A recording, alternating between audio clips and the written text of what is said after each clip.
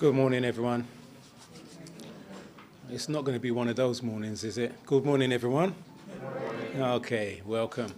Now, I guess you're all waiting patiently, so could you continue waiting patiently? Because we're just waiting for some key guests to arrive, okay? So hold your seats tightly, okay? We're going to take this journey together. So whilst I'm here, can I just ask you a favor? Has anyone got any devices? You know, you ain't got no devices, you got your cell phone, tablets.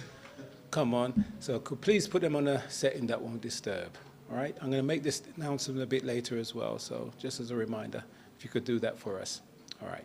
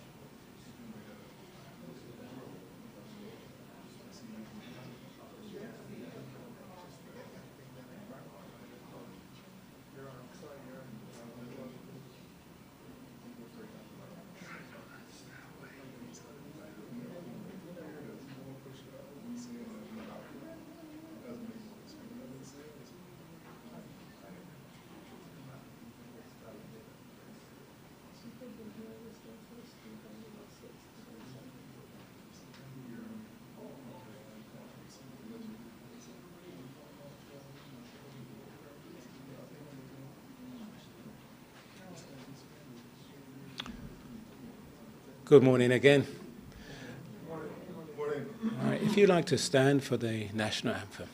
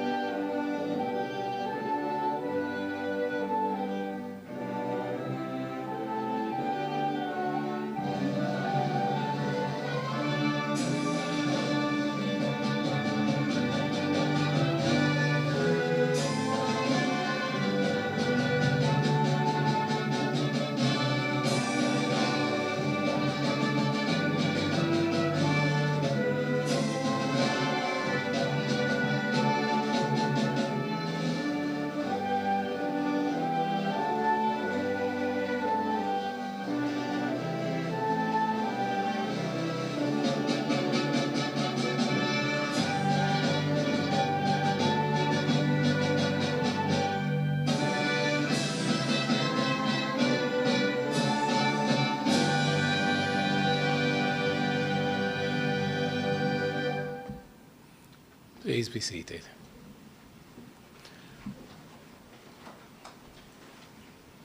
My name is Jonathan Platt. I'm always forgetting to do this to announce my name. But my name is Jonathan Platt. I'm a technical officer at Barbados National Standards Institution. I will be your MC this morning, navigating you through the agenda. Okay. So if you have any devices, I've mentioned this before, please put them in a setting that will not disturb the proceedings. It would be truly appreciated. I'd like to invite Chesterfield from the Courtyard Marriott. So he's going to help us with regards to a little housekeeping and also some safety requirements. Chesterfield.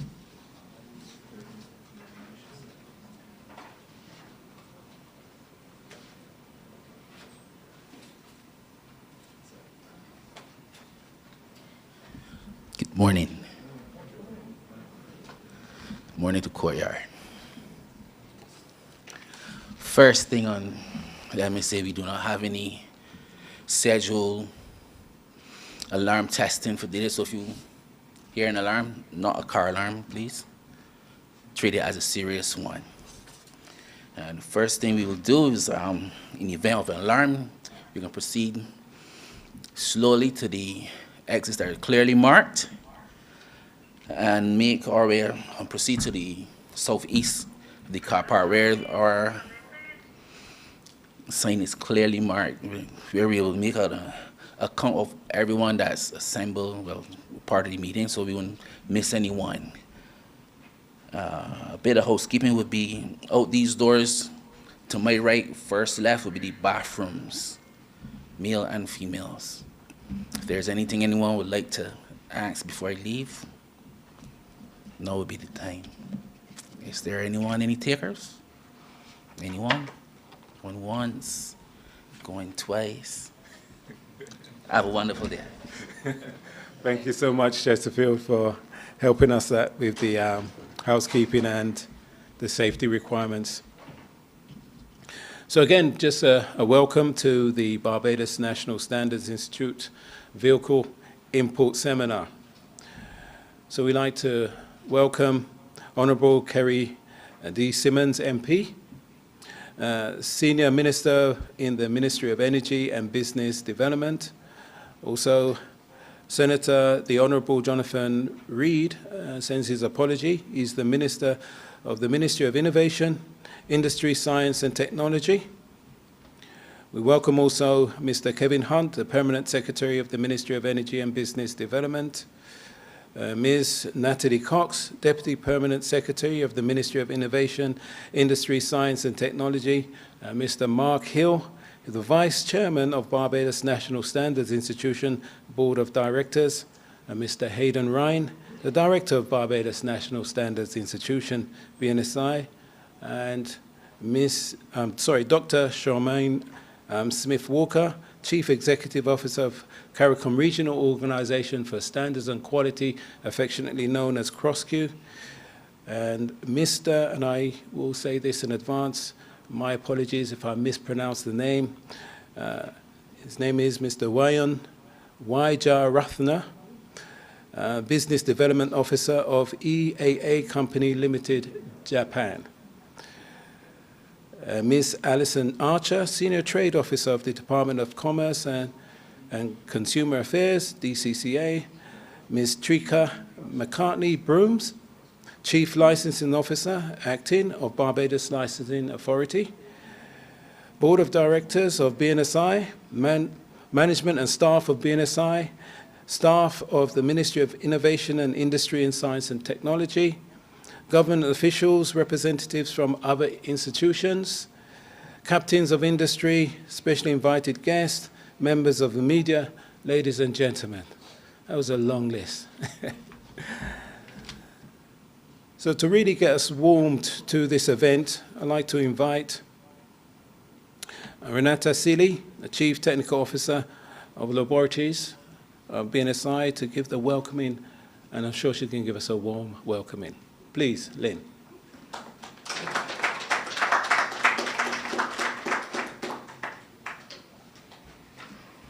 Thank you so much, Jonathan Platt. Protocol having been established very kindly by Jonathan. Good morning. My name is Renata Lynn Seeley, and I am the Acting Chief Technical Officer of the BNSI Laboratory Services. This morning, it is my distinct pleasure to welcome you all to this important National Stakeholder Awareness Seminar under the theme, Driving Standards, Ensuring Excellence. Today marks the beginning of an important national conversation, one that has the potential to reshape how Barbados assures the quality, safety, and reliability of imported motor vehicles for years to come. So, we appreciate your presence here with us. We promise interesting and informative presentations. We encourage your participation and input, and we look forward to robust discussions. Welcome again. Have a great seminar, and let's get started.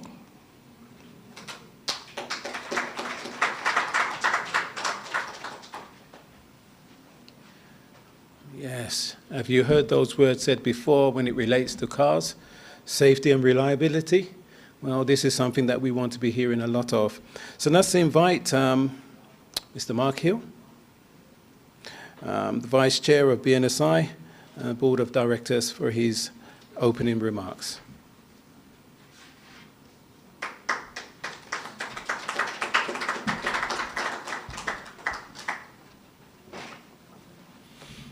Good morning, Senior Minister Carrie Simmons, PS Kevin Hunt, all parties, Director of License Authority, and Director of BNSI Hayden. Thanks for this opportunity to represent. When I see the word import, I get frightened. Yeah? My job is export. But I'm here to represent as the current chairman. I'm here to represent the current chairman of BNSI on this occasion of the National Vehicle Import Conformity Assessment and Pre-Certification Initiative, a strategic partnership with EAA Japan. So every year, thousands of Barbadians purchase imported vehicles with the expectations that they are safe, mechanically sound, environmentally responsible, and fit for our roads. Consumers rightly expect that the vehicles they invest in will meet acceptable standards of quality and performance. Government equally has a responsibility to ensure that our regulatory systems provide the highest level of protection while supporting efficient trade and economic growth. That is why today's discussion is so significant. The Barbados National Standards Institution has long championed the principle that standards are not barriers to trade, they are instead enablers of trust. Standards create confidence between buyers and sellers, strengthens markets, facilitate international commerce, and ultimately improve the quality of life for every citizen. The proposed pre-inspection vehicle certification scheme represents another important step in that journey. Rather than relying solely on inspection after vehicles arrive on the island in Barbados, this initiative seeks to verify conformity before shipments from the exporting country. Working in collaboration with EAA Japan, vehicles destined for Barbados would be inspected, tested, and certified against standards and technical requirements recognized by Bnsi before they even leave the port of origin. This represents a modern approach to conformity assessment, one that aligns Barbados with international recognized best practices and demonstrates our commitment to smarter, more proactive regulations. The potential benefits are considerable. Consumers would gain greater confidence that the vehicles they purchase have been independently verified, which is very important. Our roads would become safer through the reduction of structural compromise or mechanically deficient vehicles entering the national fleet. So I just put in a plug here for what the work that some of the work we're doing. It also means that our mechanic bays, which we've built in Grisex, and which the government is about to build, 3 more mechanics bays, will be a lot less pressure on those mechanic bays, and therefore this is a very important initiative. Government agencies will benefit from more efficient regulatory processes and improve information to support decision making. Importers would have greater certainty and transparency throughout the importation process. And importantly, environmental considerations, including emissions, performance, where appropriate, can be integrated into inspection protocols, supporting Barbados' broader sustainability and climate resilient objectives. Moreover, in a global marketplace where electrification of vehicles is significantly increasing, this shift presents a real concern for the quality and the state of health of batteries. To ensure our hybrid and electric vehicle batteries are optimal and do not present a solid waste concern, the pre-inspection vehicle certification scheme will also check these battery packs to ensure good quality batteries are verified before being shipped to Barbados. Consumers will therefore be assured of the reduced risks when purchasing electrified vehicles. So ladies and gentlemen, the initiative is about far more than vehicles. It is about strengthening our national quality infrastructure. It is about embracing innovation through internationally recognized conformity, assessed systems, and digitally certified technologies. It is about fostering strategic international partnerships that enhance Barbados' competitiveness while protecting our citizens. It is about demonstrating regional leadership by positioning Barbados among the first CARICOM countries to implement a standard-based pre-shipment vehicle inspection and certification framework. However, no initiative of this magnitude can succeed without meaningful collaboration, and today's seminar has therefore been designed as a forum for dialogue and not mere presentation. We value the perspective of our stakeholders represented here, including our regulatory agencies, the Customs Exercise Department, the Ministry of Transport and Works, the Barbados Revenue Authority, vehicle dealers and importers, insurers, financial institutions, consumer organizations, and international partners. Your practical experience, technical expertise, constructive recommendations will help shape a framework that is effective, transparent, practical, and responsive to the needs of Barbados. As I represent the chairman of the board of Barbados National Standards Institute, I wish to reaffirm that the board's commitment to ensure that this process remains inclusive, evidence-based, and guided by international best practice. Together, we have an opportunity to create a system that strengthens consumer confidence, enhance road safety, improve regulatory efficiency, and reinforce Barbados' reputation as a country committed to excellence through standards. Let us therefore approach today's discussion with open minds, a spirit of partnership, and a shared commitment to building a stronger, safer, and more resilient Barbados. On behalf of the Chairman and Board of Directors of Barbados National Standards Institution, I thank you for your presence and continued support as and your willingness to contribute to this important national initiative. I wish you a very successful day in your deliberations, and thank you, and look forward to a productive seminar. Thank you very much.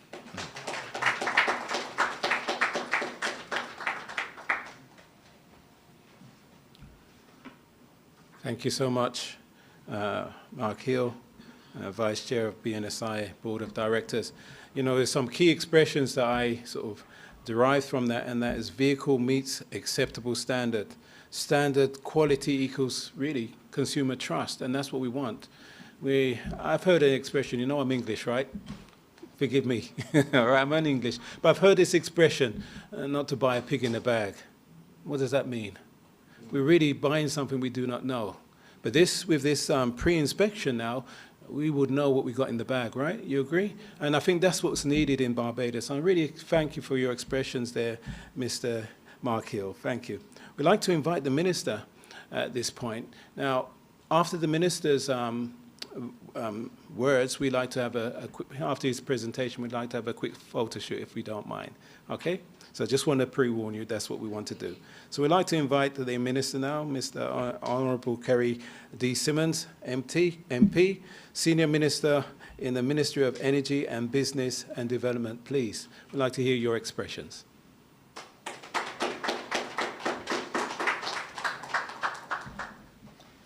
Wonderful good morning, ladies and gentlemen. It is really a pleasure to be able to join you today for this important awareness seminar on vehicle import conformity assessments and pre-certification. And let me start by expressing I'm not sure if, what is the Nuwan Wijayaratna, Business Development Officer from EAA Japan. Are you in the room, sir? Oh, he's online. Okay, well, then let me offer my own special words of thanks for your partnership with the government of Barbados in this matter. Now, ladies and gentlemen, I don't know if everybody is aware, but EAA, I believe, has been around since 2007. And as we have just heard, their specialty work really is in vehicle import conformity assessments. Mandatory pre-shipping inspection is something that we have obviously not done before. And I am going to start by saying to you that the Permanent Secretary of the Ministry is here, Mr. Kevin Hunt, and he and I have been doing our own internal briefings with our own internal team on a new motor vehicle policy. And I will speak a little bit about that. The truth of the matter is that we are talking about used vehicles, reconditioned vehicles, used machinery in general, being imported into Barbados. And there have been a number of issues which I think the public needs to be aware of, and in some cases protected from. So if you follow the history of these things in the Caribbean, and indeed in the islands of the world as a whole, because most of us small islands have one thing in common in this matter. We do not have the capacity to do manufacturing. So we are locked into an import regime, and radiation testing, emissions testing, and quite frankly, mechanical safety and inspection issues are things that we are forced to be confronted with on a day-by-day, week-by-week, month-by-month basis. And the folks from the licensing authority, they have to be managing this process for us over and over again. And for me as Minister of Commerce, I wear multiple hats because I have to be deeply involved and lead the policy on consumer protection. And as you just heard, I also have the responsibility for business promotion in Barbados. And this conversation does intersect with a number of these issues. And the one that burns me most deeply personally is the question of odometer fraud. And people are being asked to purchase vehicles that they know little or nothing about in the context of odometer authentication not necessarily being easily done. And odometer fraud detection is something that we need to be very careful about, because you go and buy a vehicle and you think that it got X miles or how much ever kilometers on it, and lo and behold, that is not in fact the case. But for most of us who buy a vehicle, this is forefront in our mind. Man, but this is it might got a couple of years, but this ain't got much mileage on it, so let me jump in the deep end, only to find that the deep end is far deeper than we think it is. So these are issues that I think we have to confront. And I want to begin by saying to you that, as I just said, this conversation really takes place at the intersection of a few key things. For me, consumer protection, regulatory enforcement, and obviously regulatory enhancement, and obviously standards enforcement. And I want to congratulate the BNSI for bringing this important seminar to us. Now, ladies and gentlemen, as I am looking across the room, around the room, there are not a lot of members of the press I can identify. So I think we can have an in-house conversation as government talking to stakeholders. And I told the members of the press last week that I will be having conversations on at least a fortnightly basis about various aspects of commercial development in Barbados, and quite frankly, consumer-related issues, because this country must continue to do its very best in terms of protecting the consumers. As they say on the street, the poor people are fed up. And we have to do our part to make sure that we overcome some of the difficulties and challenges. I want to start, therefore, Permanent Secretary, by telling you a word of thanks, because I did receive the ministerial brief that was submitted, that I am not going to slavishly follow it. It does not in any way reflect on my views on the quality of the brief. I think it was very appropriate in terms of its content and so on. But I think that we have to be a little bit more transformative in our thinking. And as we go forward, especially as we engage with stakeholders on the motor vehicle policy, we are going to have to be able to speak candidly to the people of Barbados and to the wide cross-section of stakeholders, not only those who are importing and dealers and so on, but also those people who are doing the behind-the-scenes supportive work, things like the people in the insurance community, people in the banking sector. We've got to get this nation all on one page with respect to this issue of motor vehicles in Barbados.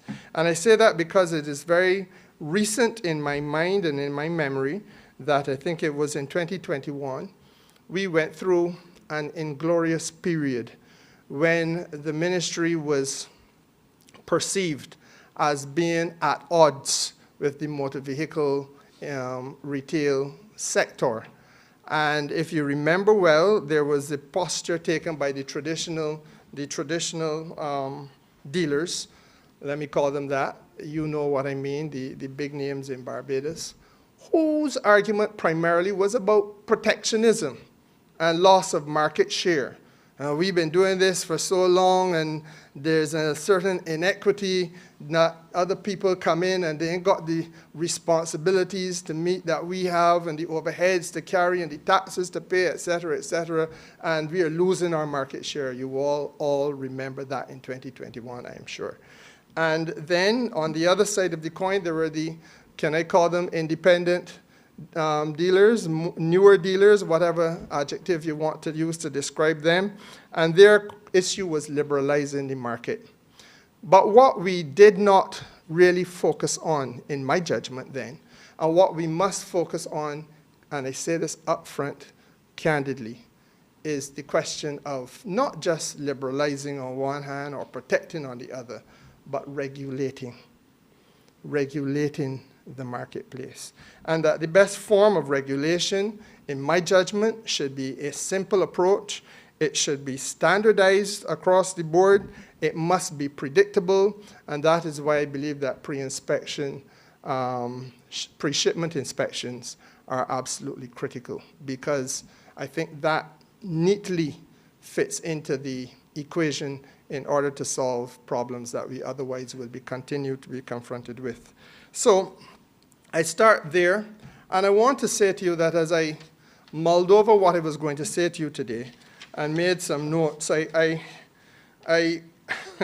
emphasized in my own mind the fact that there were only a couple of countries that I could find in the Caribbean that have embarked on this route. As we were sitting there and listening to you, Mark and Hayden and I were chatting a little bit, and I believe it would be correct to say that we got 2 or 3 in the Caribbean that have dipped their toe into the water with respect to this question of pre-shipment inspections. But there are about 40 or so, or if not more, countries around the world that are deeply involved in doing this. And the question, therefore, must be asked as to why, because effectively this is about the roadworthiness of the vehicles that we bring into Barbados. This is about the safety of those vehicles. It is also, quite frankly, and if you cast your mind back to some of the events that have taken place in Japan, and that is not to blame the Japanese authorities in any way, shape, or form, but we know that there have been nuclear-related issues in that part of the world. And so therefore, it is also the question of biosecurity. And as I just indicated to you, this is a real world that we live in, and everybody in the world is not necessarily the most Christian-minded individual. And so therefore, there's the question of possibility of fraud and the need for us to be able to detect and deal with those things up front. So in my judgment, the policy intervention that we're discussing is an idea whose time has come, and I want to start there. But I equally want to say that I am not an adamant person. And I think that this seminar is very important because it begins us on a journey that we're going to have to go through in terms of sensitization. And frankly, the authorities in customs may have some issues that we have not brought to the forefront as yet, and I'm going to touch on 1 or 2 of them, but I believe that there is a way for us to deal with that. I believe that equally the Inland Revenue Department may decide, Revenue Barbados may decide that this is a matter that they may or may not wish to support. We're going to have to deal with that. I think every stakeholder's voice has to be heard in this matter. And clearly, we must also understand that we are in the embryonic stages, the earliest of stages. This matter will have to go to the cabinet, and it will have to clear cabinet prior to aspects of it hopefully being legislated. And so therefore, there has to be a lot of work done as we try to build a consensus around what we are talking about doing. But for many people, and let me just say where this minister's perspective is. For many people who are contemplating purchasing a vehicle, and I put my cards on the table early o'clock, PS will bear witness, I have been in the market for the purchase of a vehicle to replace my 18-year-old investment, and the authorities at licensing will bear witness to that too. So I know firsthand what the market in Barbados today looks like. And my PS himself has been in the market equally recently. And he too knows what the market in Barbados today looks like. And so we can't turn a blind eye to those things that we have been confronted with. This is not hearsay now. And a major decision is taken by most people when they decide they're going to go and get a motor car. For most people, as I understand the statistics, you're not going to change your car more than 3 times in your lifetime.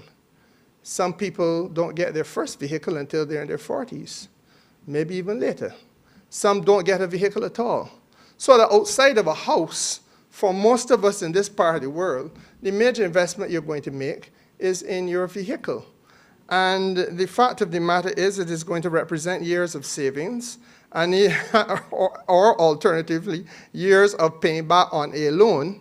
And so you want to make sure, as you have said, Mr. Master of Ceremonies, that you're not getting a pig in the bag.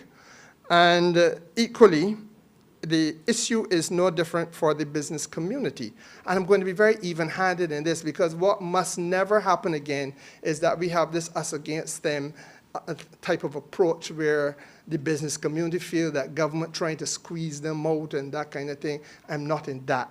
My concern is regulating this market fairly and transparently. And please let the word go forth from this place as we begin this journey of stakeholder conversations. Because in the business community, the vehicle essentially is going to be that critical and in some cases indispensable asset that allows this business to continue to be operational and allows the business to make a profit. And in fact, there are some businesses that turn on the vehicles being available. And if you think it through, the people who are in freighting, for example, can't freight if they ain't got a vehicle. The people who are in public transportation, private transportation people can't do their private transportation if they don't have a vehicle. So it is absolutely critical that we shield not just the consumer in the context of the individual, but that we also find a way to shield the business people who are going to be exposed to any of these issues that are concerning us. And Mr. Master of Ceremonies, you're quite right when you make the point that this is a matter of trust, and it is about confidence in the market. Whether you're talking about the business community or the ordinary individual, they are going to approach their decision to buy on the basis of trust. I need to know that the information I have on this vehicle is something that I can trust.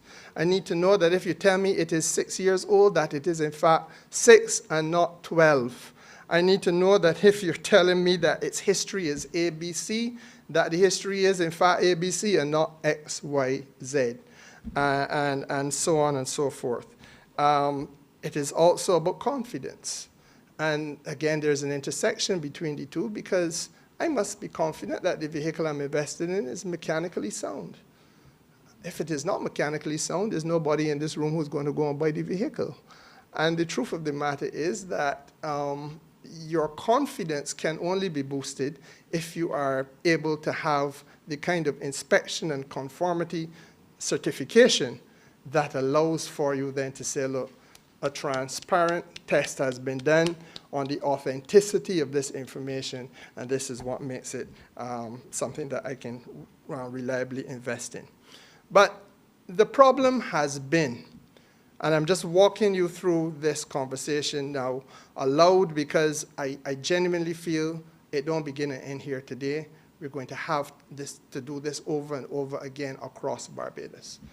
We have come a long way in the last 60 years of independence, and even before, on an ancient legal maxim known as caveat emptor, Latin phrase meaning let the buyer beware. And that works fine and dandy in theory. You want to buy something, you're taking a risk if you're going to buy it, so the onus is on you to be wary of what you're buying and do the necessary due diligence. But the fact of the matter is that we live in a real world, and we know and we have learned that the market is an imperfect place, and that access to information is unequal. And so therefore, the ordinary person coming out of Fitz Village in my constituency may not have the same knowledge, understanding, or ability to find out about a vehicle that was made in Korea somewhere or in Japan somewhere, and that was reconditioned at some point in its existence as another individual may have. And so therefore that absence of ability to find out, that absence of access to information makes that particular individual disadvantaged in comparison to another who may have that type of access to information. And as consumers cannot confirm for themselves difficulties, because the average consumer, even when he or she has purchased the vehicle and has it parked in their driveway next to the house, they can't read a chassis or assess a chassis and find out that, oh boy, you know, this here had a serious accident at some point. The average person cannot do that. And my own lived reality, and the folks in the licensing authority will bear that out. They put my vehicle on the one I previously had, on a hoist, the 70-year-old girl.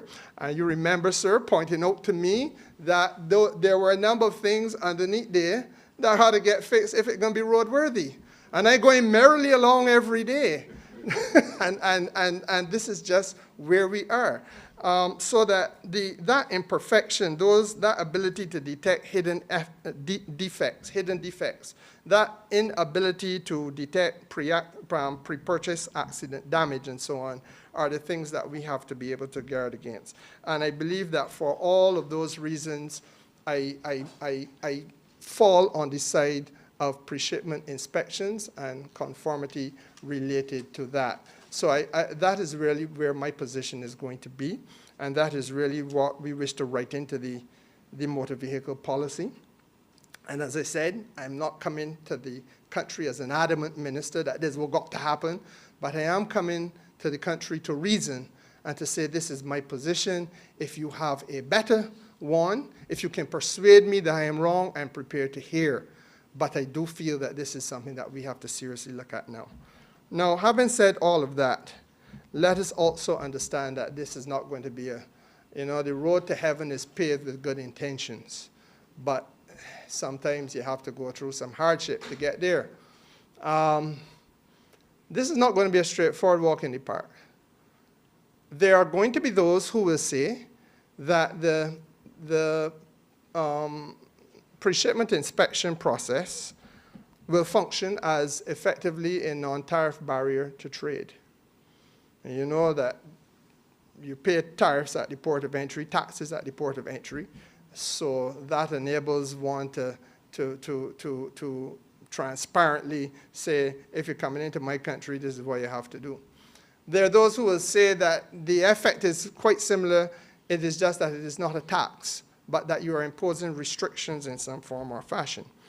And the fact of the matter is that as I study this, let me say up front, Permanent Secretary, one of the things that we're going to confront or have to confront is that Article 91 of the revised Treaty of Chaguaramas, which is the trade-related rules of CARICOM, make it very clear that there's a prohibition on quantitative restrictions, and that there is a prohibition in terms of quotas and licenses or anything equivalent. And I suspect that there are some lawyers who would argue that this has a restrictive element built into it, and so therefore it can be potentially problematic. And I'm raising this up front now because I want this conversation to be island-wide and I want it to be perfectly transparent.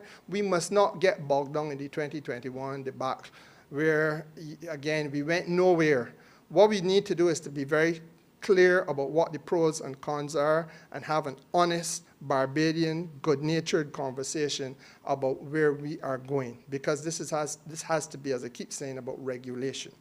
And then there's another article, I believe it is 87 of the revised treaty, that similarly prohibits restrictions with regard to import duties and equivalent charges, and I suspect that we will have to make a case, and remember I discussed with you earlier, Hayden, the case about whether this is likely to be an issue where we have cost impact. And if we have cost impact, does it create an administrative fee that is prohibitive? And all of that we are going to hear. I have no doubt about it. And the reason why you're going to hear it is because people have been allowed to mushroom in Barbados and do that which they now do unhindered, unfettered for multiple years. And what we are coming to do is, as the old people say, you're coming out to bell the cat. But a man get comfortable. And we know that there's a comfort zone out there. We know that there are folks who are bringing in vehicles that you hear at one point that the vehicle is new, but then it becomes reconditioned. You hear about vehicles beginning as reconditioned, and then it ain't reconditioned no more. It is really secondhand. And that is what is happening in Barbados. I know because I have been in the market during the course of the last month. I also know that there are folks who are doing their salvage work, and you bring in parts, and you are piecing the parts back together.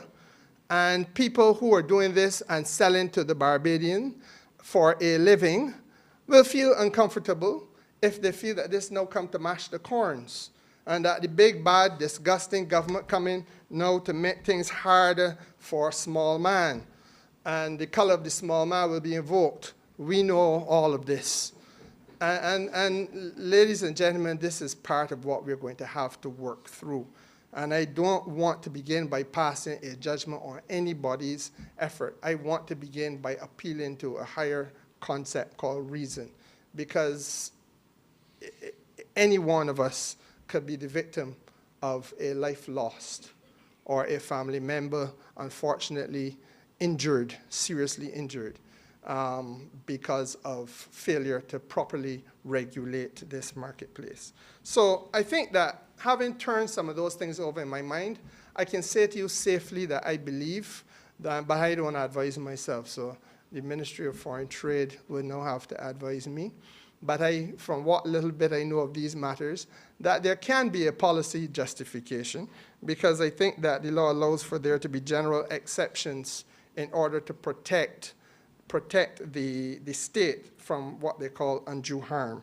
And there is a principle that exists in the General Agreement on Tariff and Trade and International Trade Law that allows for a state to take certain types of measures if you want to protect your consumers.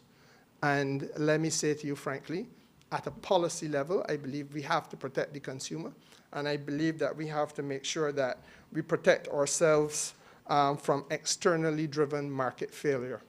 In other words, if we have a society in which we can't manufacture these vehicles, but we need the vehicles for the ecosystem called Barbados to work effectively. We need the vehicle for our sick people to get from the place where they have taken ill to the hospital where they can be given medical treatment. We need the vehicle to move people around, and it's called ground transportation. It happens in every country of the world. We need the vehicle in order to ensure that our agriculture is able to be done effectively in the fields. So it is critical, it is indispensable. Therefore, we can't allow for there to be failure of our economy because we are so susceptible to and dependent upon imports from somebody else, which may be defective. And I think that that argument really is the argument that will have to be deployed in order to enable us to do the things that we are here today talking about being able to do. So it turns really on public safety and consumer protection issues. And as I said, I think there's also another matter about it. I don't want to continue to harp on it, but I know it happening, that we must make sure that the odometer status on any vehicle is something that we are able to properly police. And that, to me, is as important as the structural soundness of the vehicle itself, Hayden. And so I think that the BNSI is going to have to be called upon to continue to work with us in that regard. Now, I don't know how many people are here from the dealerships and related entities. But I want to say as well that I have turned this over in my mind repeatedly. And let me start this national conversation by simply saying, as I close here, that this is also in the corporate interest. I know Barbados. I know Barbadians well. I've only ever lived here. And we know one another. And we know that we live in a country where people will say That is just about small man thing, but business got to run, and I ain't in business to lose money.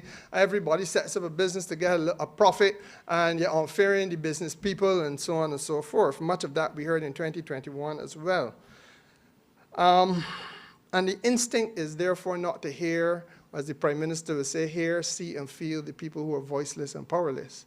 But the instinct is to make sure that I get I rake in my profits from my business. Nothing wrong with you doing business, but the fact of the matter is that this is not just about bureaucratic hurdles and red tape, and I want to disabuse minds of that. It is about helping businesses also to become profitable, and I will tell you why. Used vehicles in commercial fleets, for example, require significant upfront investment capital. If I got a car rental business, I must have cars to rent. And if I'm going to rent cars, I must procure them. And I'm not getting the car for free. I got to pay down some money to get that vehicle.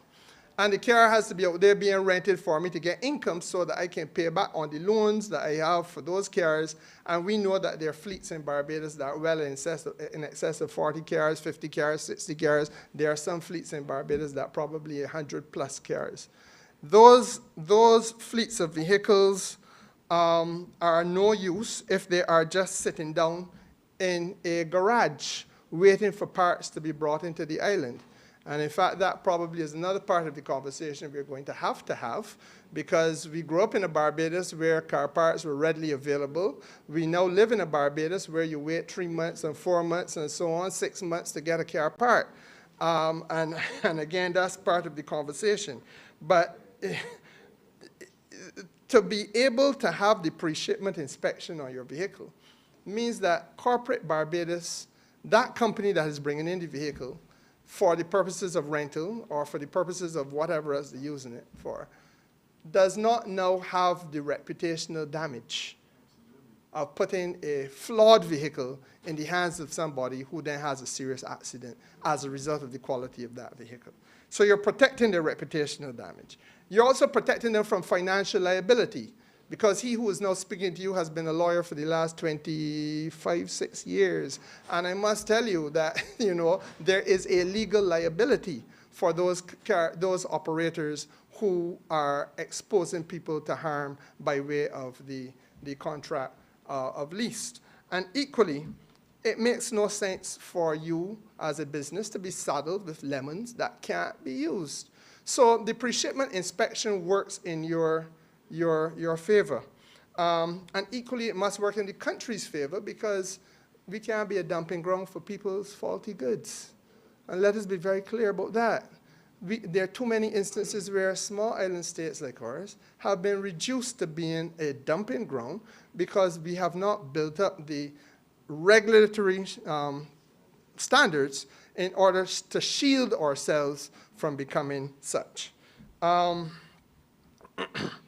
I also think that local businesses are going to be empowered to now be able to legally cancel an order. If I order in 3 or 4 vehicles at one time, as some of these businesses do, they even order more. And you have done pre-shipment inspection, and you realize, but hey, this vehicle that I plan to bring in got serious problems. I am not saddled with a situation where the ship already on the water, or the ship already, the vehicle already in the country, and I now find out about it. Well, what am I going to do? I am able to cancel a pre-shipment order and then say reimburse me for the deposit that I have paid. And so we are also empowering the business community in Barbados. And I think that that is perhaps a more holistic approach that we must bring to this conversation. And finally, folks, I say to you that I am absolutely 100% satisfied that there are some downstream benefits. I mentioned earlier the insurance companies. I mentioned earlier the banks. And I know how these folks operate. I've had to represent their interests in courts all around this island and even in the Caribbean. Let me say to you, an insurance company is interested in premiums. And your premium going to be higher if the risk is higher. And if you bringing in cars, but you can't give me any certainty about the quality of that which you're bringing in, but you want me to insure it, then skipper, I can put a premium on you that can cover me. the loss can be at you. I can cover myself. And if you wish to avoid that, then the pre-shipment inspection and the conformity certification allows you to go to the insurance company and say, well, skipper, I can satisfy you of any concerns about this vehicle. Let me talk about reducing premium. Same principle with the banks. The banks are in this thing to lend money in order to get interest and make some money. And the banks, therefore, will say to you that the cost of your loan is the capital you're trying to access is going to be more interest because I know nothing about what you're bringing in. But if you can show the bank that you know something about that which is being brought in and being put up for sale, then the bank will say, well, I can facilitate this more comfortably, and we can talk about lower interest rates. And these are the mature conversations that I think the country must now have, as opposed to the emotional outburst that took place in 2021, which took us nowhere, and we are living in 2026, 5 years later, and we are dealing with precisely the same issues, except for the fact that I suspect, Alison, they may have gotten worse. And so, as I said, I feel that this is an important undertaking. I feel that we are, as the theme says, driving standards to ensure excellence. And in this, Minister, you have Hayden the strongest of support. It will be written into our motor vehicle policy. I indicated earlier that we are internal to the ministry going through that motor vehicle policy now with a fine-tooth comb. We are going to have to engage stakeholders broadly, and those will be not only the government departments and their representatives, but also there will be the wider community in the private sector, and of course the actual consumers of Barbados. This is not going to be railroaded or rammed down anybody's throat, but it must be something that we seriously give thought and consideration to. So I warmly welcome views. I warmly welcome your opinions on this, but I start by saying that I have placed my marker in the sand. You know now where the minister stands and where we will be going as a government, at least with the departments that are so far involved, which is the Ministry of, MIST stand for again? Innovation, Science and Technology, and the ministry that I have the honor to lead myself. So ladies and gentlemen, with those words, I want to thank you very much for your patience, and I hope to be able to say that we have journeyed successfully together by the time we've come to the end of our destination. Thank you.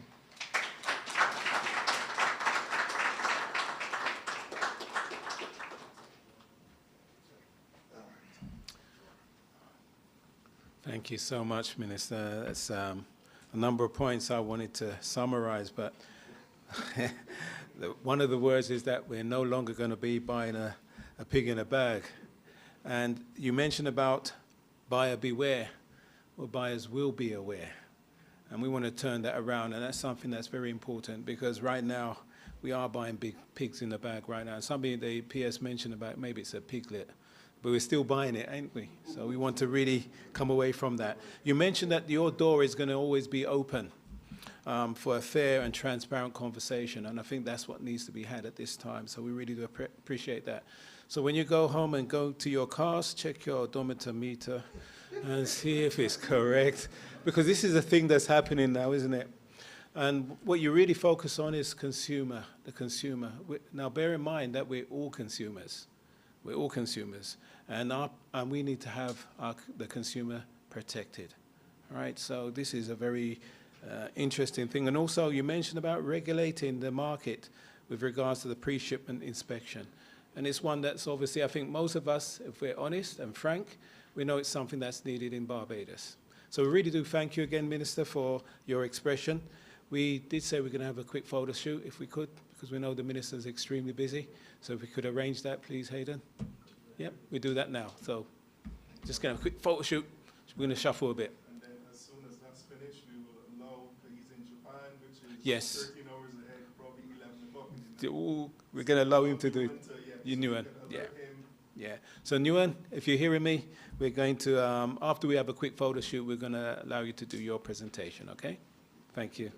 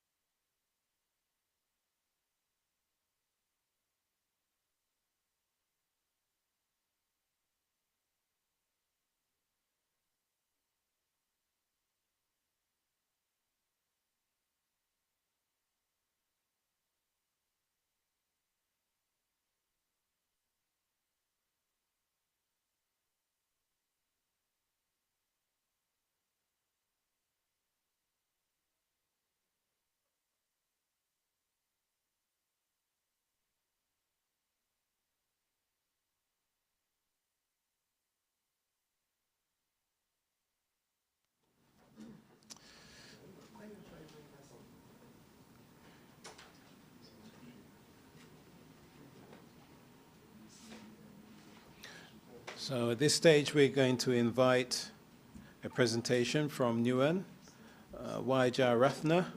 He's the Business Development Manager at EAA Company Limited, Japan. So please, we'll pay keen attention to Nguyen.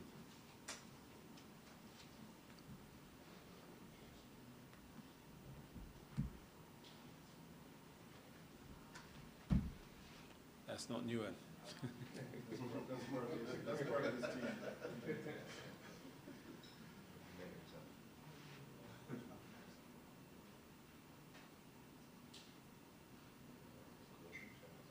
Good morning, sir. Can you hear me?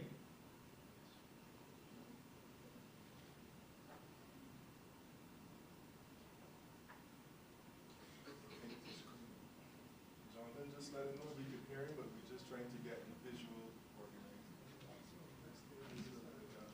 Yeah, Nguyen, we can hear you. We're just trying to get the visual organized for you. Thank you very much.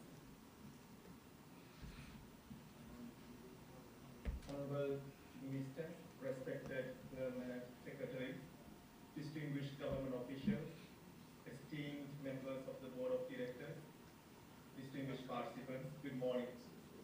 My name is Nguyen, and I'm the Business Manager of EAA Company Limited, Japan. Today here with me, my colleague Lionel also available. Lionel, would you mind your brief discussion? Yes, hello, thank you very much. I'm Nadeva from EAA Limited. I'm a business coordinator in the company. I'm very glad for the opportunity of having the ability to talk to you. Thank you very much. So we are most humbled and deeply honored to address this distinguished gathering of Barbados National Standards Institution Physical Import Seminar 2026. We sincerely thank you for the opportunity to introduce EAA and share how our pre-shipment roadworthiness inspection services can help ensure the safety and roadworthiness of used motor vehicle imports into Barbados. To introduce us, I'm going to share the presentation with you all.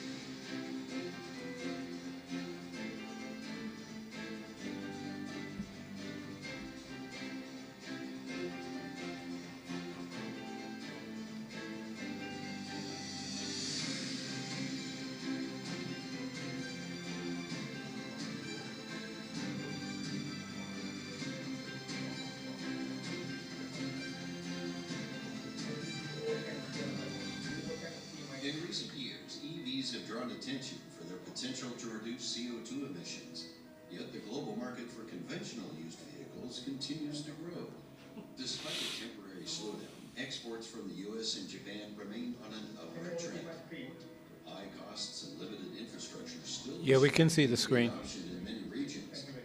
As growth in EVs begins to level off, conventional vehicles, known for their durability, reliability, and practicality, continue to provide an affordable means of transportation worldwide. High-quality used vehicles also support sustainability by extending vehicle life cycle. At the same time, vehicle condition can vary widely depending Yeah. on prior use. Nguyen, we can still hear you talking, by the way. We're just watching the video. Can you hear me? Selecting the very best vehicle from online dealer websites can be extremely challenging. But that's not an issue when you're serious about proper pre-shipment. I think Ewan is also showing his presentation at the same time. That's what Yeah. we're hearing as well. We can let him know. Yeah, Nguyen. Can you hear me? Yeah, we was watching the video while you was doing something else. Slides, I think he wanted to talk. So actually, I'm sharing the presentation All right. from my end. Okay.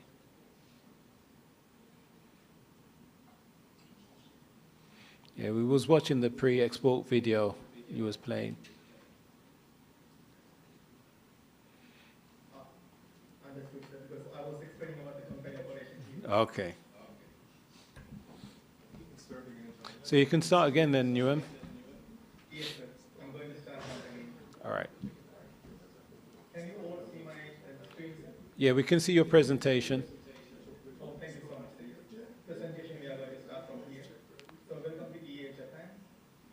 And as a motor vehicle pre-shipping inspection company, we provide a range of inspection and verification services, including pre-shipment roadwork inspection, radiation inspection, odometer authentication, structural inspections, stolen vehicle checks, used spare part inspection, and Japanese document translation and authentication.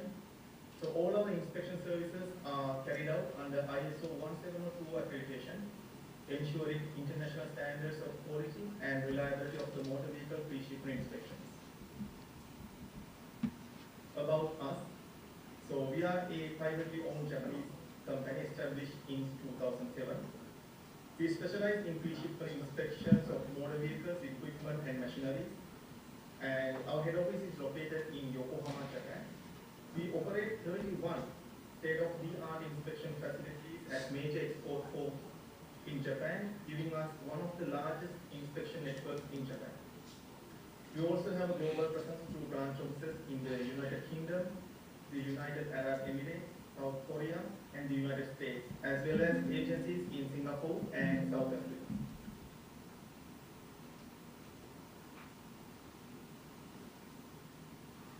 So this is a photo of our state-of-the-art inspection facility. This is our operation from Korea, Incheon, our operation from Singapore, and in UK, Tilbury, and Sharjah as the major export zones.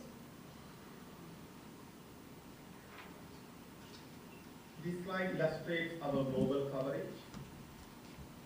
The countries highlighted in blue represent our branch offices, while the countries highlighted in red are those where we provide inspection services through our contracted operations. In the Caribbean region, we are currently conducting pre-shipment inspection for the Bahamas, St. Lucia, St. Kitts and Nevis, and Haiti.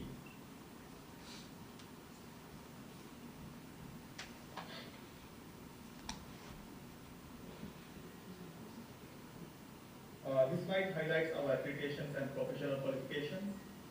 We are accredited to ISO 17020, the international standard for inspection bodies. This accreditation demonstrates our commitment to providing reliable, high quality and professional inspection services. We are also proud members of TIC and CETA councils, international organizations that promote quality and best practices in the inspection industry.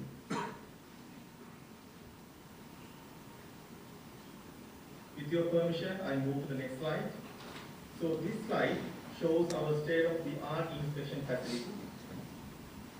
You see that every vehicle goes through a comprehensive line inspection process, including radiation, testing, a driving test, undercarriage inspection, brake testing, wheel alignment, PWR testing, and sound and emission test.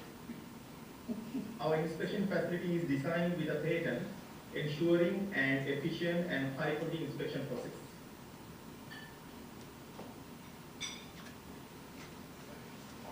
This slide shows about our company organization organogram.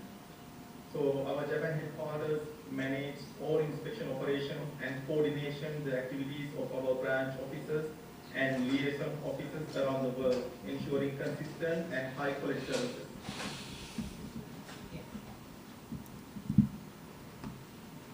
With your permission, I will now move to this slide. So as you see, in 2025, Barbados imported approximately 5,000 used vehicles only from Japan. So based on our experience, we believe that a portion of these vehicles may be end-of-life, ELV or substandard vehicles. Since many neighboring countries are implemented pre-shipment inspection programs, so the exporters may instead divert such vehicles to countries that do not yet have these inspection measures in place.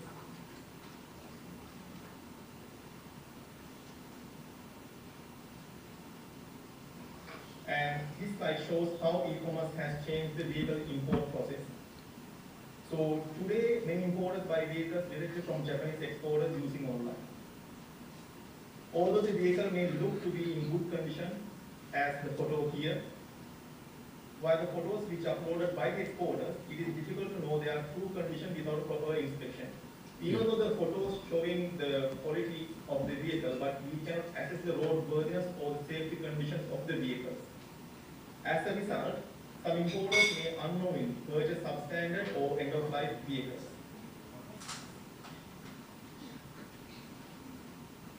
Now, as an example, this Mazda Demio, it was a flood-damaged Mazda Demio. And so the exporter purchased this vehicle for a very low price, and they clean the vehicle, then they promote via their website in this level. So the innocent importer, they doesn't know about that. Perhaps they are seeing this vehicle is a good roadworthy and safe vehicle, and they import for a very high price. Perhaps the importer sells for an end user, again keeping their profit margin, and the end user getting a bank loan, end up with having trouble.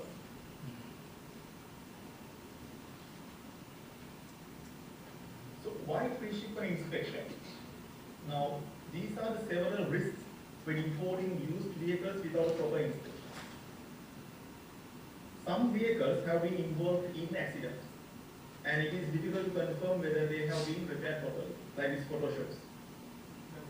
There are vehicles have tampered with odometers, giving a false mileage reading. Perhaps the original mileage is around 200,000, but the exporter, they tampered the meter and it shows like 50,000 kilometers.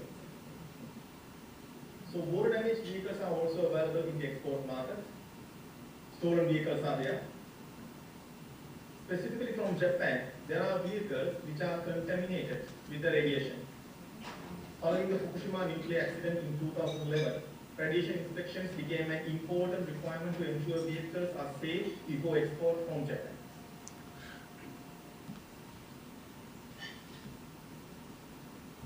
Some vehicles have structural damage or severe corrosion, like the photos here, and others may have worn or unsafe tires. So for these reasons, a pre-shipment roadworthiness inspection is essential to verify the actual condition of the vehicle before it is exported. Now, with our pre-shipment roadworthiness inspection, we assess the overall condition of the vehicle, including its running conditions, lights, exhaust emissions, the radiation levels, operational conditions, general appearance, and that it is safe and roadworthy before export. You may see that even we affix the stickers also saying it's a radiation-free motor vehicle and it passed roadworthiness inspection. Specifically, currently we are conducting inspections for the EV and HEV vehicles batteries as well, as per the obligations with the shipping line.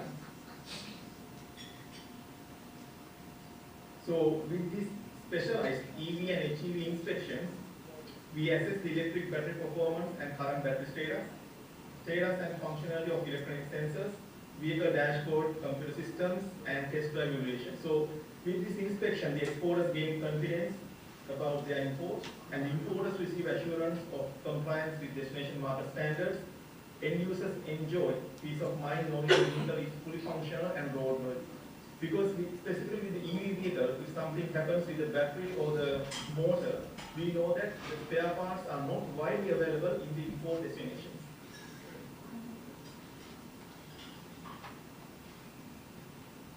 As we are conducting inspections, we are not limited only for used motor vehicles, we are conducting inspections for the spare parts as well. So our inspection helps ensure that the spare parts are in good and acceptable condition before they are exported. The key benefits are importers receive spare parts in good condition. Only the inspected and approved spare parts are loaded into the containers, and customs clearance at the destination becomes easier and more efficient with our HS codes and all the relevant details are available on the COCs.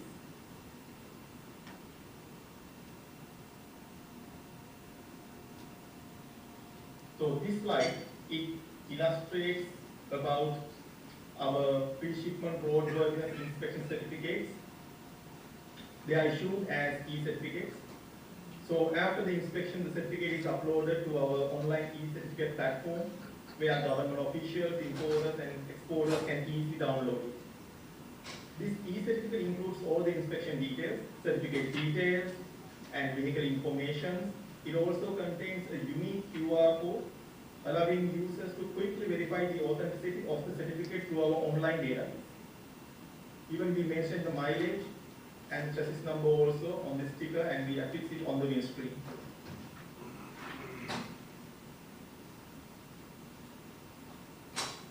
So this slide shows about our online e-certificate verification system for the government. Government officials can securely log in using their credentials and verify inspection certificates directly through the government portal. This allows them to quickly check the inspection details and confirm the authenticity of each certificate. And of course, they can download the reports as well.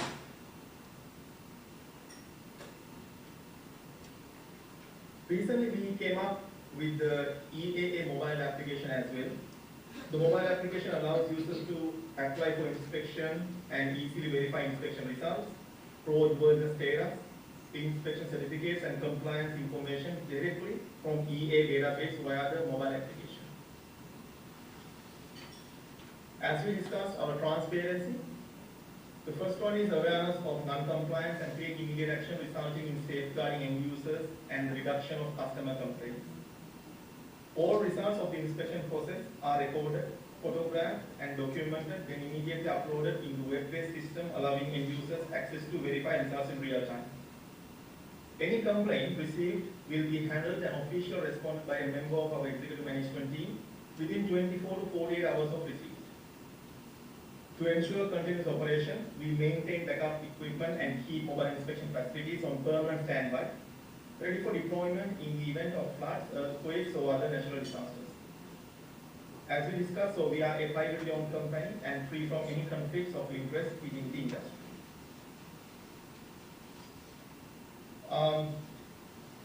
These are our capacity building programs. As you know, in accordance with the contractual obligations to provide training, so these are some example photos which we conducted training for some authorities. This is for Tanzania Bureau of Standards. So the inspectors, we arrange them the facilities to visit Japan, and then they participate in inspections to gain knowledge about the Japanese inspection procedures and the updated any other skills. Our commercial benefits. So as I previously mentioned, we have 31 convenient and easy access points for customers, strategically located on ports throughout Japan. Worldwide footprint with offices located in the USA, United Kingdom, South Korea, United Arab Emirates, Singapore, and South Africa, where we can cover all the major export destinations. We lower the compliance cost and prevent end-of-life vehicles from being shipped to destination countries. Our program is self-funding and no capital outlay required by regulatory authorities in the importing countries. And we strictly follow the vehicle import standards and regulations set by the relevant authorities in the importing country.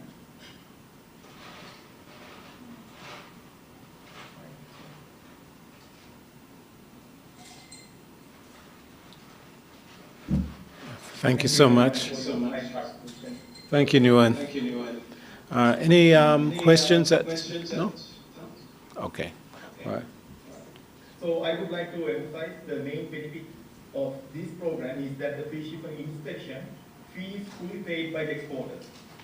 So there is no additional cost burden on the importers in Barbados. If any repairs are required, they are completed by the exporters before the shipment. This means importers can receive vehicles in better condition without facing any repair cost after arrival.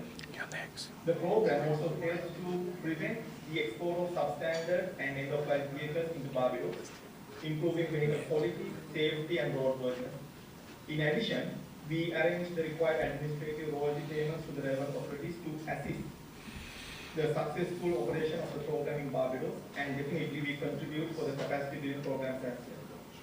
Thank you very much. Nguyen, we can only thank you so much for your presentation.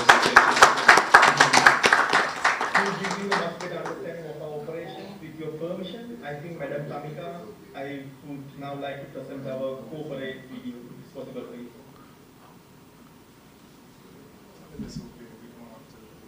Nguyen, that's okay. We don't need to have that right now. I think what you fed us with is sufficient. All right, thank you so much. I guess at this occasion, perhaps you could have take a little break. Okay, I guess that's what you were waiting for. Some refreshments out the back. I'll give you at least about 10 minutes. Okay?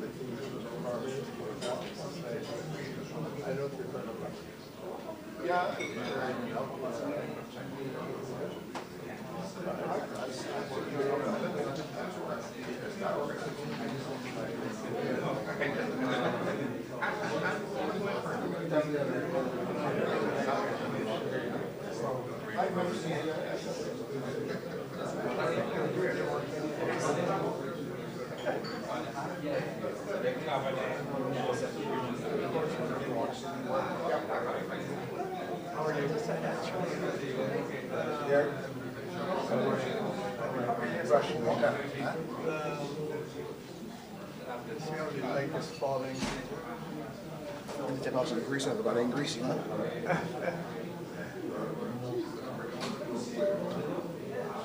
I like the beard. Yeah. I used to have locks then. Oh. Get old now, so next is having locks and beard and all that stuff. So, but I always love a beard. To tell you the truth.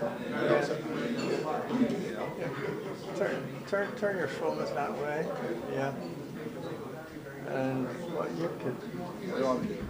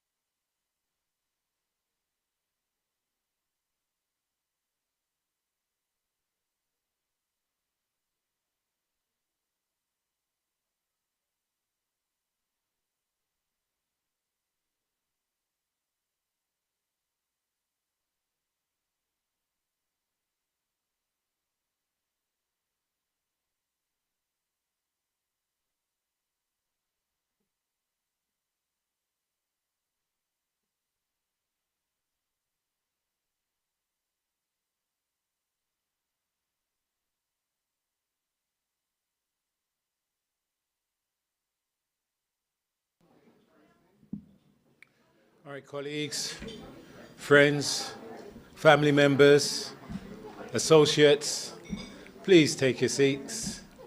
We will try and recommence. You can bring your plates with you if you so desire.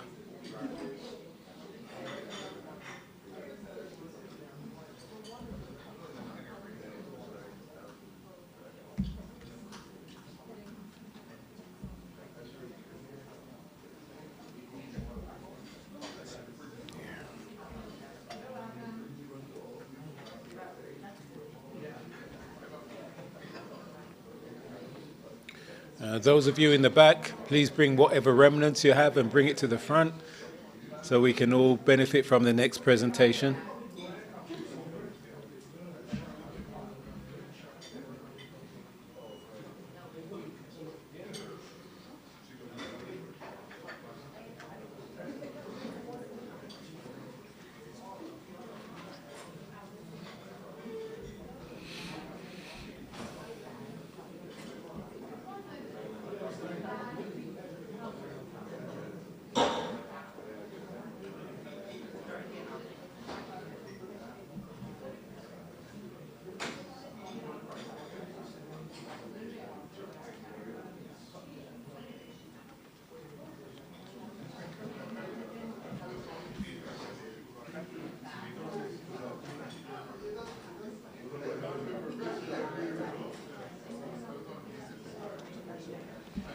Get their attention, huh?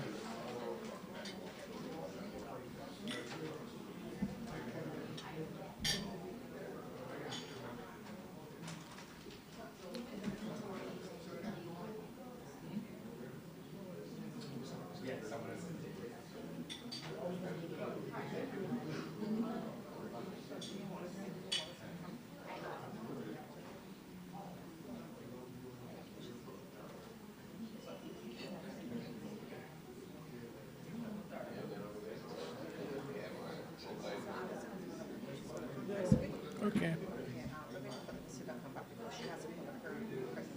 All right, so give them about a few more minutes. All right. So 3 more minutes then.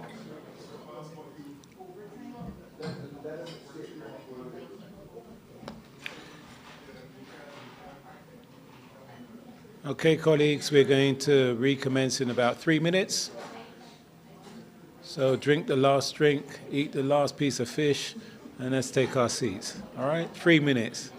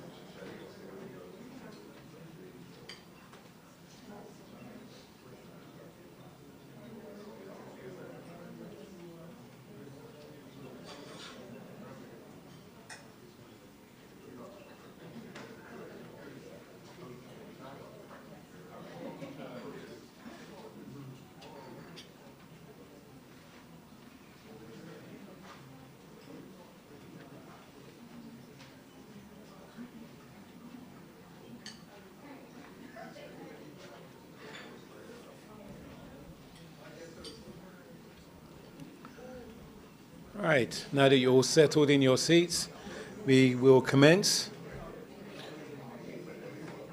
Okay, settle down, friends.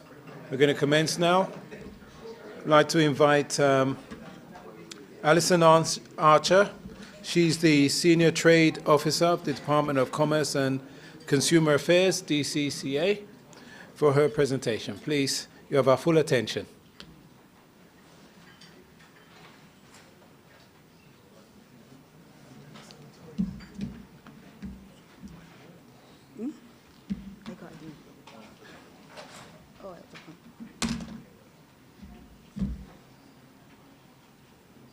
Good morning, everyone. Can you hear me? Good morning, everyone. Good morning. Honorable Minister, Permanent Secretary, heads of department, specially invited guests, the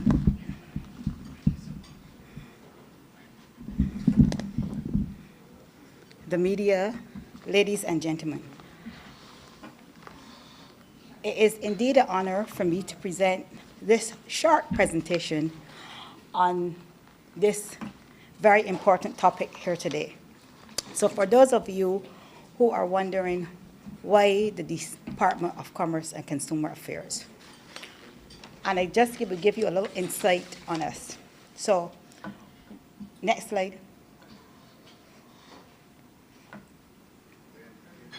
Oh, let me. So you got the clicker. So, try you could just click it. Point up. That's the point. So that's the pressing the press forward. That's the laser again.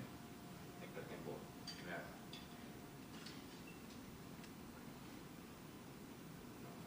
Yeah. Okay. Okay. No, you went too far. Okay. So a little about the Department of Commerce and Consumer Affairs. We are one of the departments that falls under the aegis of the Ministry of Energy, Business Development, and Consumer Affairs. We are formerly the Price Control Division, so most persons may know us as the Price Control Division. We have two core functions: the development and facilitation of trade, and the protection of consumers through policy development and enforcement. It is the governmental agency responsible for the issuance of import and export licenses. That's why we are here. And it enforces the mandatory Barbados national standards, also why we are here.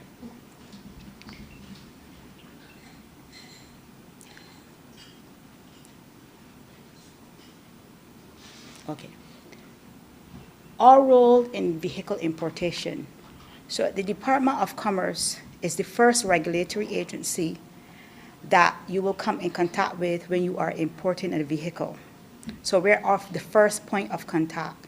We issue an import license, which is required to bring the vehicle into Barbados. It is not a customs clearance document. It is not a document for Barbados Licensing Authority. It is permission to bring the vehicle into Barbados. So what we do, as I said, we administer the import licensing regime for motor vehicles imported under HS codes 8702, which is our passenger service vehicles, and 8703, which are regular vehicles, regular cars. We do this under the Miscellaneous Controls Act, Cap 329 of the laws of Barbados, through the Miscellaneous Control General Import License Regulations 2024, and that is what places these HS codes under import licensing regulations, and any other policy directives approved by the minister responsible for commerce. Our responsibilities in this process the application, we develop and implement policies governing the vehicle imports, we ensure compliance with the import licensing requirements, we protect consumers by promoting transparency and fair trading practices, we collaborate with other government agencies, We monitor compliance with conditions attached to the import licenses, and we recommend policy improvements to address emerging technologies and international best practices, such as today. Currently, the requirements for the importation of vehicles vary according to the classification of the vehicle or the importer of the vehicle. So for instance, if you're importing a passenger service vehicle, 8702, you're required to have a permit. If it's a taxi, you must have a permit. If it is a minibus, you must have a permit. If you're importing, say you're a returning national and you're importing a vehicle, you must have the necessary letter from the Ministry of Foreign Affairs stating that you are given this legal consideration. If you are a diplomat returning home, you must have the letter saying that, yes, you were a foreign diplomat and you're returning home. So the conditions vary. For the regular importers of vehicles, though, the dealerships that we recognize, all that they require currently is a cancellation or a deregistration proof. And that is to ensure that the vehicle is actually used. So there's no conformity, there's nothing else. We just need to prove that, you just need to prove to us, yes, this is a used vehicle. It was previously registered in the country from which you're importing it from. That's the only requirement we have this far.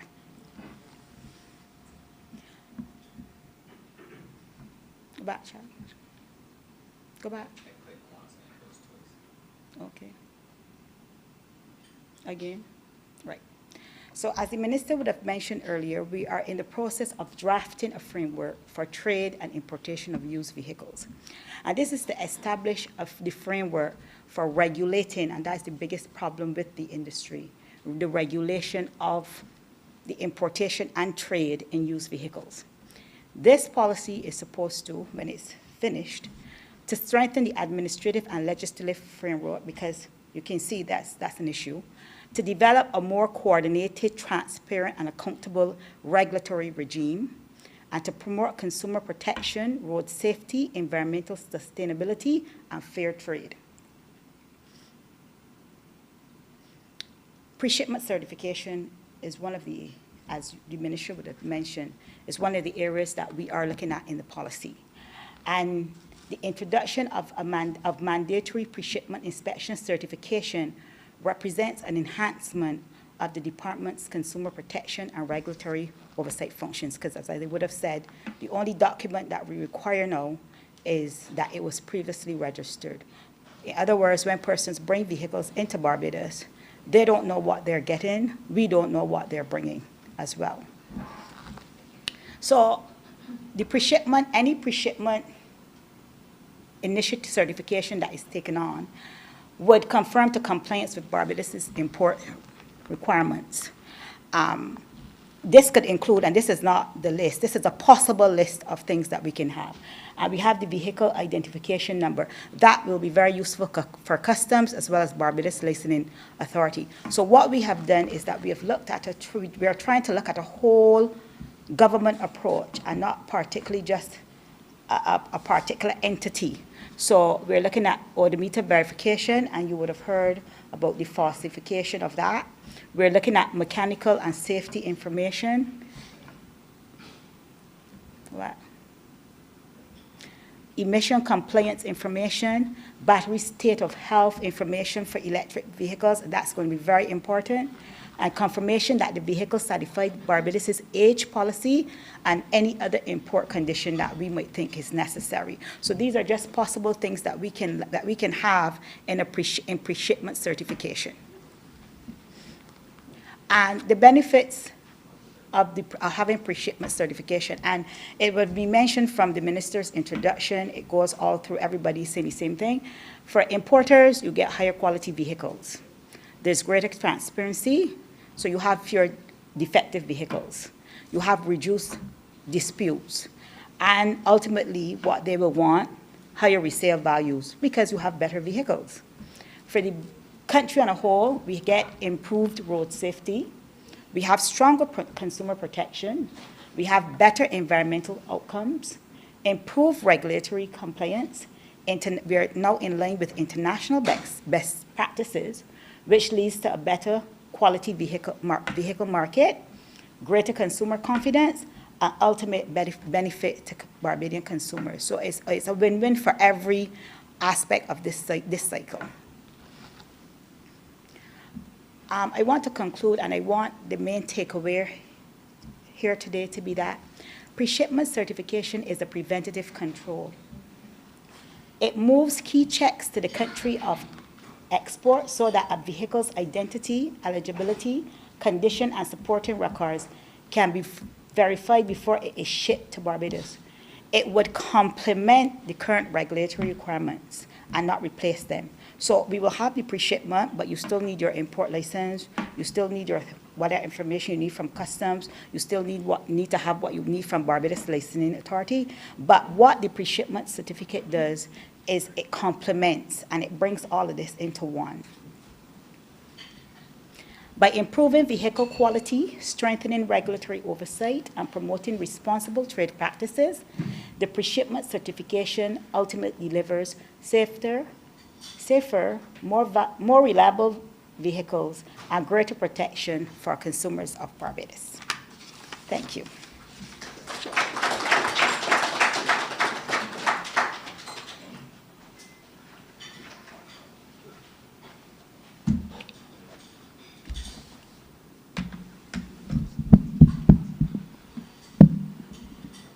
Thank you, Alison, for that presentation. There were some key things that I felt was very interesting. You mentioned about EVs, and we know that's where we basically want to focus on. But you also mentioned about battery state of health, and I thought that was something very interesting. And I think that's also one of the pre-inspection requirements, is to ensure the battery health is what it's supposed to be. Again, and it was nice that you was able to summarize the responsibility of the DCCA as well, and also the framework that's being developed, and that's one that we really need as well. So you enhance some of those points, and hopefully it will sort of remunerate with some of us here as we think about moving forward. So we thank you about how it really nicely dovetails with this program here as well. So thank you for that summary and that presentation, Alison.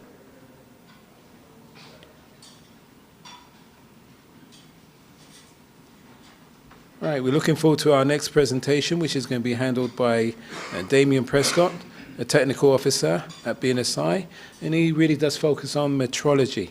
So, Damien, when you're ready, sir, you have our full attention.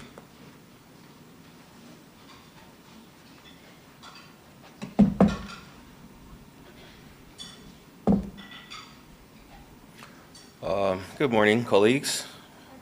Protocols haven't been established, even though some of those protocol agents have left. I'm going to take a few minutes now to just go through the importance of metrology under our national quality program.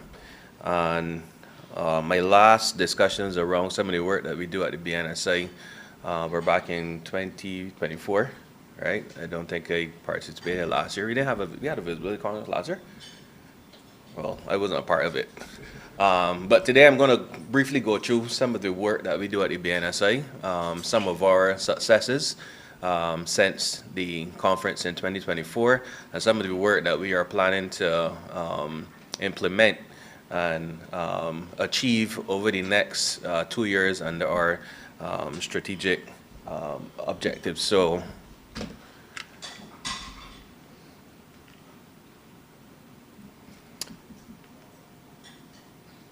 the institution has the responsibility for scientific metrology across the landscape of the island. We work very closely with the DCCA, and they are the entity responsible for legal metrology. And in that respect, there are a number of services that we render from our laboratory, which is in Floating Road, adjacent to or across from the NIS building. So we operate in the mass metrology field, doing work which you'll see some photos later on in the slides, working with Barbados Lotteries, some of the medical laboratories at the QUH, food and beverage manufacturers inclusive of Chickmalt, Banks Breweries, BBC. We do some work with the Barbados Light and Power, not from the electrical energy perspective, but in terms of their mass metrology requirements. and also the aviation sector, in particular the Aviation Technical Services Board of Barbados. Temperature metrology, we work with multiple stakeholders across the island. Mr. Hill has left us, but we work with the IFSC. We do some of their calibrations and verifications for their chillers, their fridges, cold storage, the Barbados Primate Lab. We do assist with pressure as well as volumetric analysis, and concrete testing is also done at the lab under the Solids and Material department. All right, so those are some of the areas that we operate in. A little closer to home personally and professionally, we are aware of the impact of Beryl back in 2024 as well. And we have given support to the Fisheries Division and the Ministry of Environment and National Beautification on the seawall at the Bridgetown Port, which is being worked on by Williams Industries.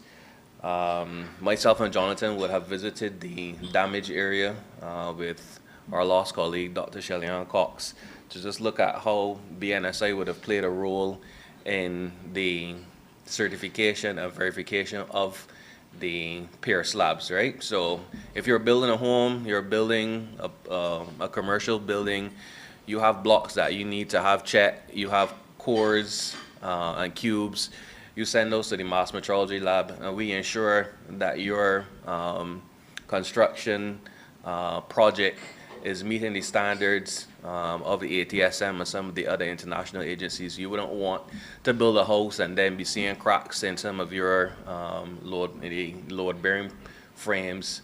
So all of that work we do, 6-inch blocks, 12-inch blocks.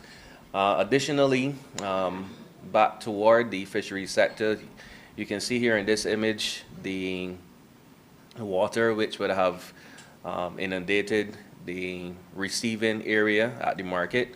So we replaced 2 of those scales. We donated one to the Bridgetown market and the other one went to the Oysins fisheries market. There's also one at Sandpit, and it allows them to re-enter the legal metrology space for their services in terms of trading for food, all right, fish. So when fish is landed, it's accurately recorded in terms of its weight, and then you go into the market and other relevant spaces and you buy your fish per pound or per kilogram as it should be.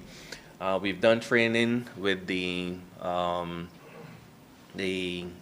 fisherfolk communities in terms of the Metrology Act, all right, letting them be aware of what is on the horizon in terms of selling food by weight and how they should treat toward consumer transparency. You know, when I go in the market and I ask for 5 pounds of dolphin, I usually leave with, and we have a colleague there that works in the market, you don't leave with 5 pounds of dolphin in the bag, right? They will weigh the dolphin on the scale and then they process it after. So you probably leave with like 3.5, but that's really not what you asked for, right? So all of those nuances are addressed in the Metrology Act, right? This would have been myself and Jonathan doing some inspections with Shelley at the bottom right, and then you can see an image from ground zero on the day of the event, July 1st, 2024. So those are that's one of the important initiatives that we have at the laboratory, in the mass, not in the mass, in the solids and materials department. So we were able to verify that the damage that was that occurred at that berthing port in Bridgetown was not as a result of faulty concrete. It was actually past the relevant tolerance level, but obviously Beryl was something very different than we ever experienced before. Yeah?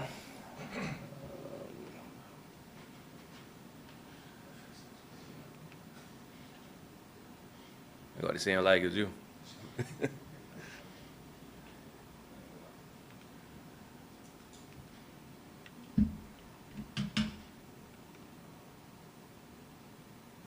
I could get a forward from down there, but you, Alicia?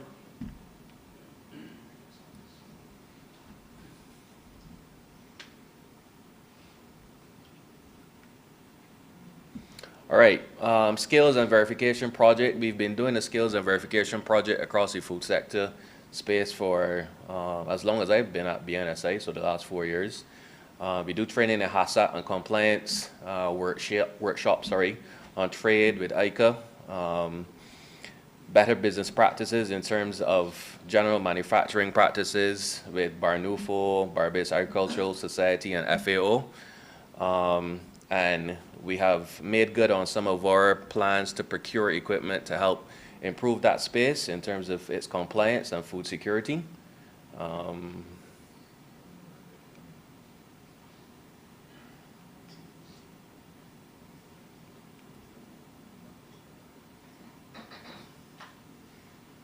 Alicia, you can move your slides for me, please? Yes.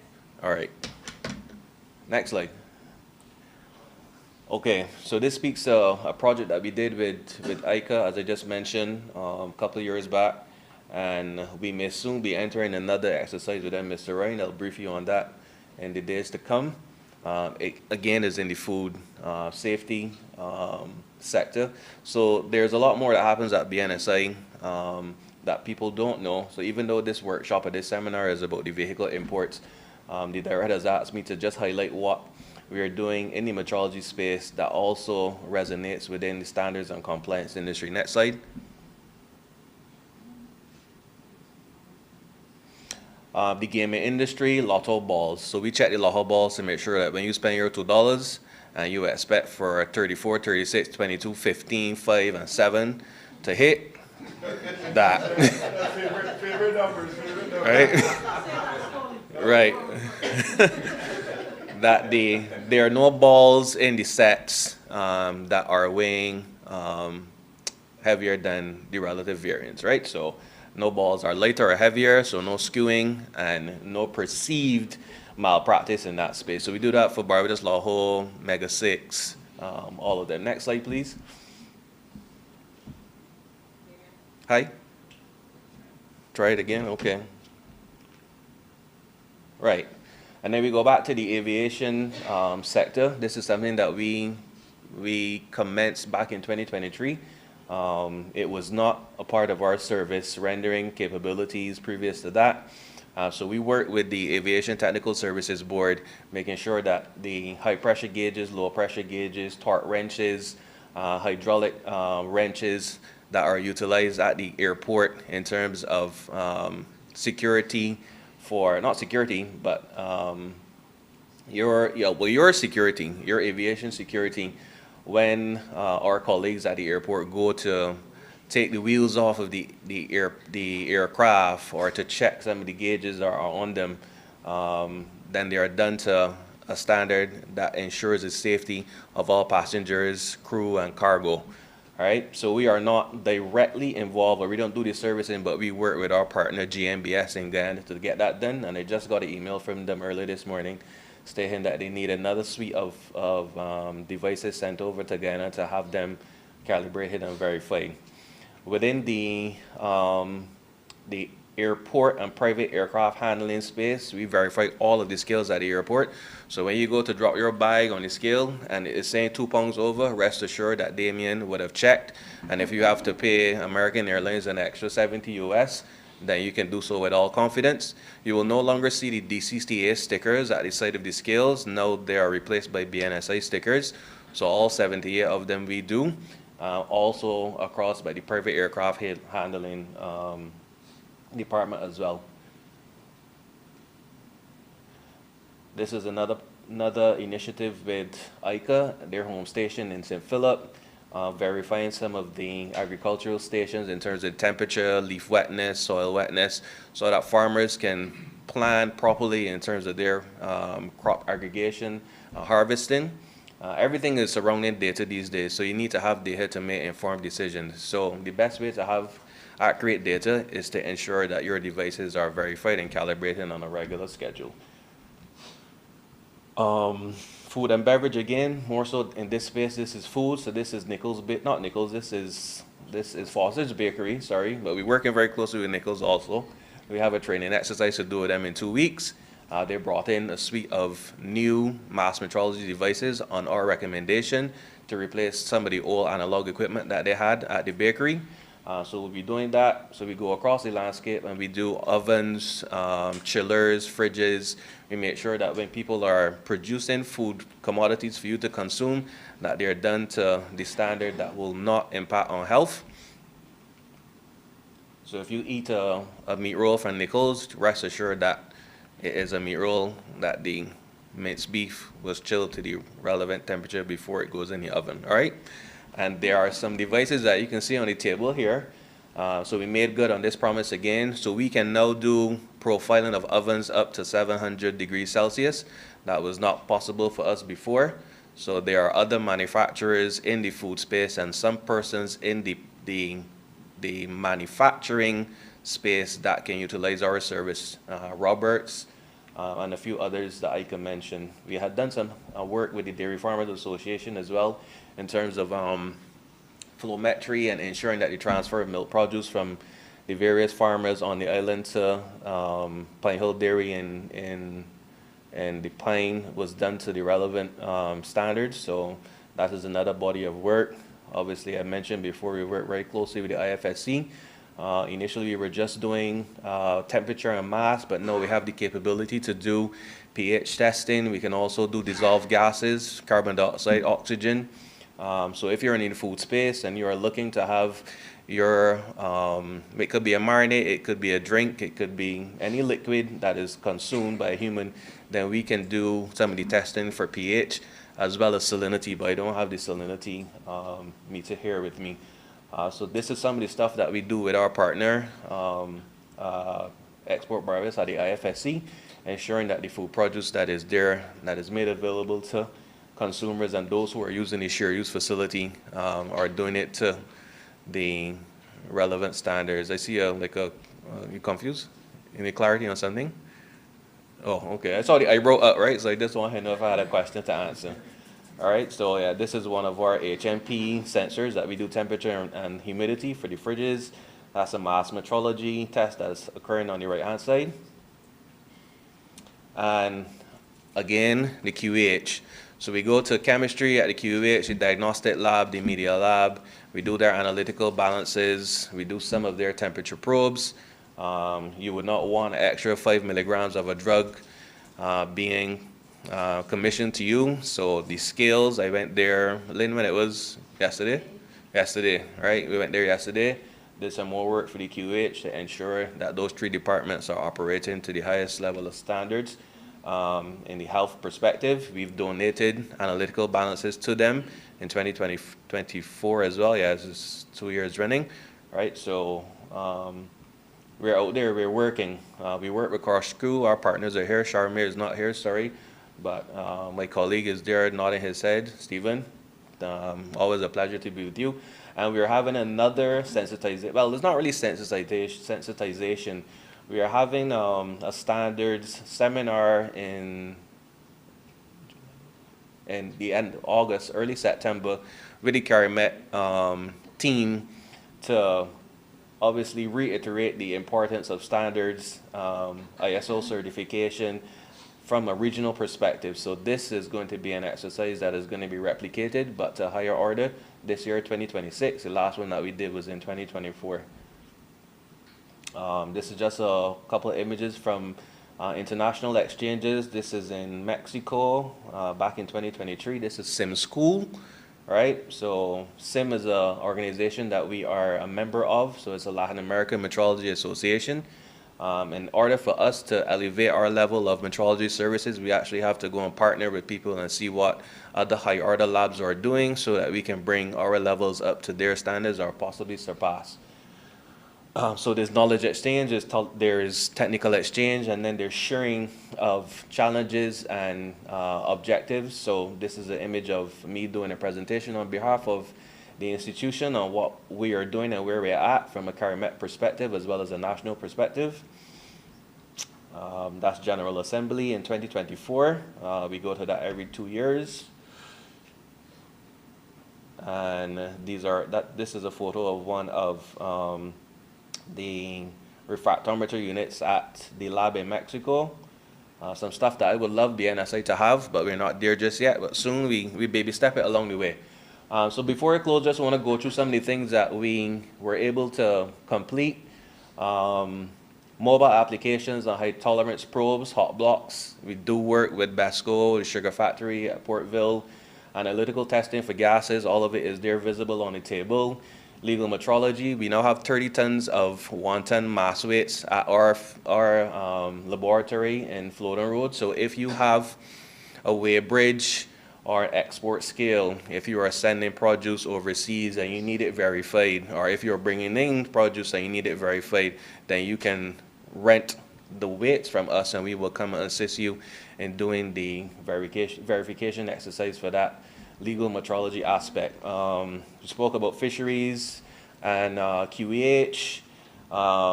There is one project that we are going to embark on in the next couple of weeks, not even months, next couple of weeks.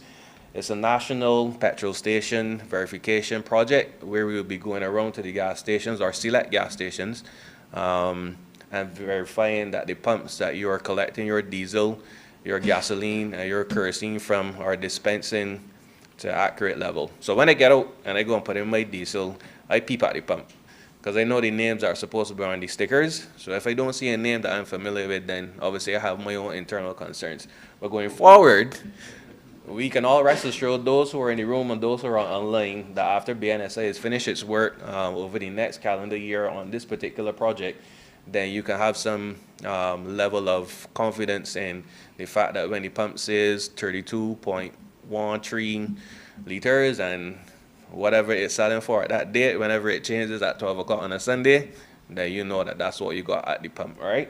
So we will work with the relevant petrol stations and petrol suppliers on the island. And then, like I said, I would like to have a refractory meter, so I'm putting Mr. Ryan and Ms. Seeley on the spot. But we do have the salinity and sugar content, and then there's some work that we're going to continue to do in the climate and ocean space under the direction of Minister Reid. So in a nutshell, thank you for your time, and if you have any questions, you can ask me after, all right?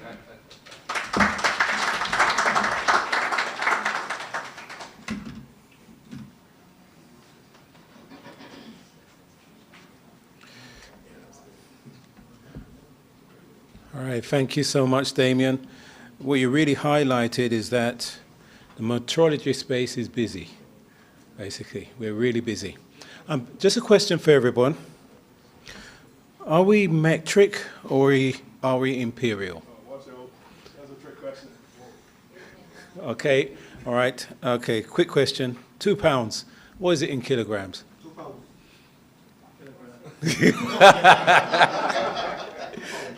2 pounds is 2 pounds.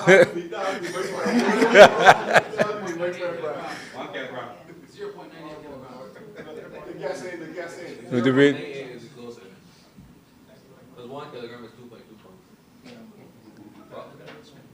All right, I'm not going to give you the answer.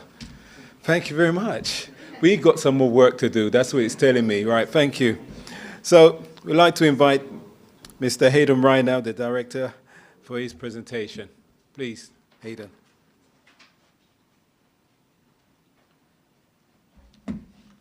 All right, thank you, Jonathan. Perhaps if Jonathan gave some incentive to answering the question, you know, like for all the money in his pocket, if you could guess, you know.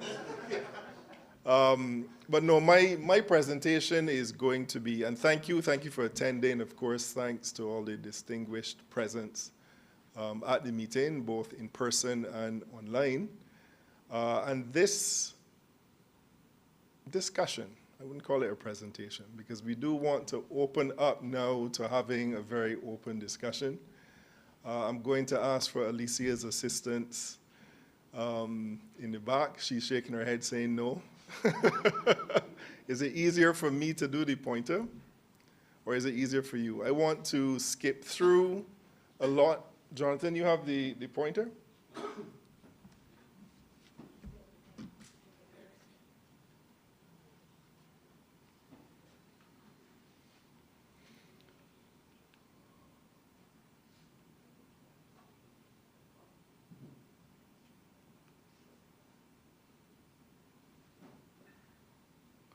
So a lot of what we discuss, I am actually going to fast forward through. I don't want to be overly repetitive, but previously when people asked me about BNSI, I used to immediately go into the technical discussions. You know, we develop standards, which is the obvious one. You heard about conformity assessment. You heard a lot about the work in the metrology space and so on. But more and more, I am recognizing that the real value of BNSI is in exactly the keywords that Damien ended in. You heard the minister speak on it, Jonathan as well, which is confidence. Confidence in the systems that we use, confidence in the products that we buy or procure, which leads to trust, you know? So more and more the institution is being used not just as a technical institution with all these science and these fancy things, but really to support confidence and trust with consumer issues, with trade, and so on. I am going to skip all the way down to my slide number 7. 3.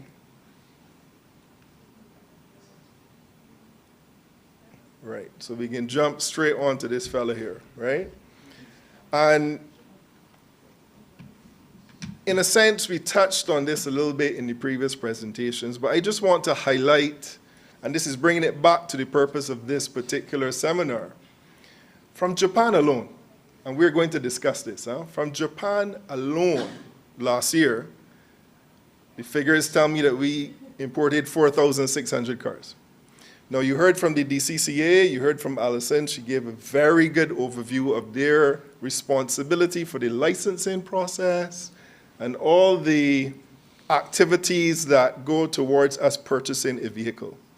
Now, a little bit of history. Branch may know this, I don't know. In 2000, from 2000 to 2002, I had another hat because I partnered with a private, me and another guy, and when the importation rules were a little more lenient than the 4 years that we're dealing with now for used cars, we imported a few vehicles from Japan, you know.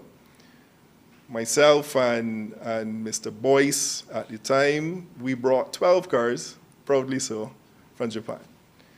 Now, we didn't have a site in Japan. We small little importer. You know, we didn't have anyone to go through any conformity assessment measures at all. What we were going from, Damien, was photos online. We looking at photos and we say, well, we want to see the back some more and show us the engine. And we say, well, it look good, right?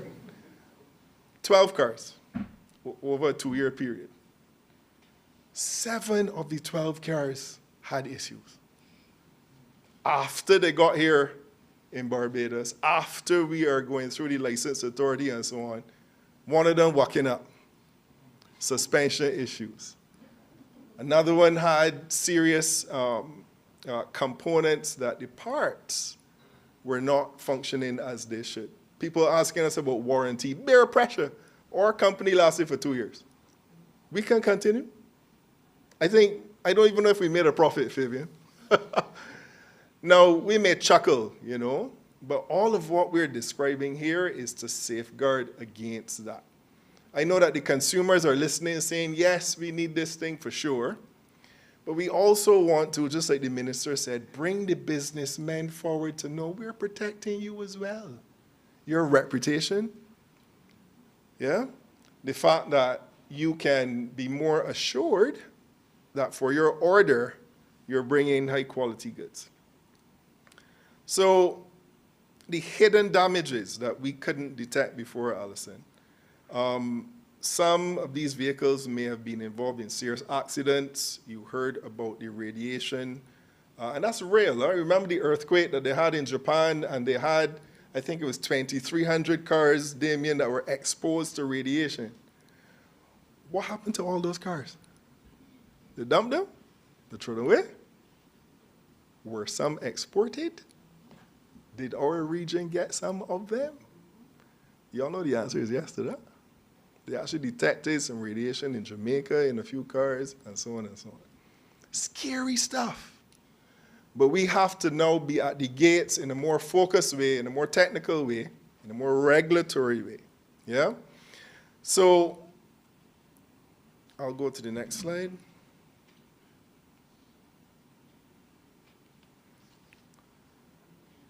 So today, and with today's online marketplace, people can be very, very creative, huh? I'm telling you.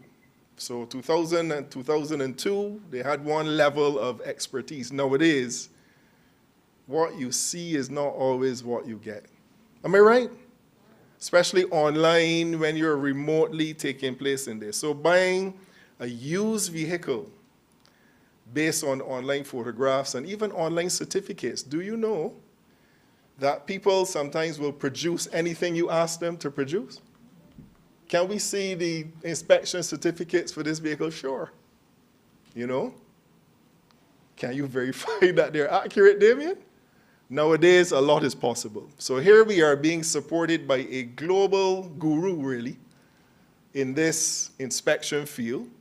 They are accredited to the international standards. So you're starting to speak the language that builds trust. How do we know that these certificates are accurate? These guys are accredited to do what they're doing. Good? We're fortunate enough that we're taking a small contingent, 3 persons, next week to actually go through some of these state-of-the-art facilities in Japan with EAA. Again, just to make sure that we're partnering with a degree of assurance to what you're saying that you're doing, you're actually doing.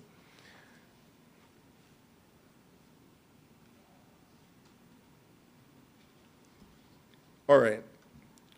Now, problems that are encountered with the vehicles are far easier and far less expensive, and this is a key point, to prevent before shipment than to address when the vehicles not so are here, yeah?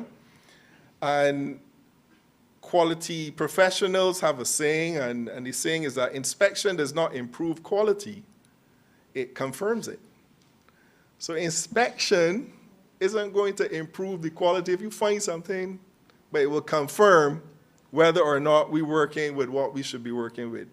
So the real objective is really to ensure that only vehicles meeting the particular criteria. And we're not just talking about cars, vehicles. There are a lot of large vehicles that we're using now, buses, construction sector, cranes, you name it, yeah? And we're going to assure that the pre-shipment conformity assessment really achieves that assurance that we're looking for.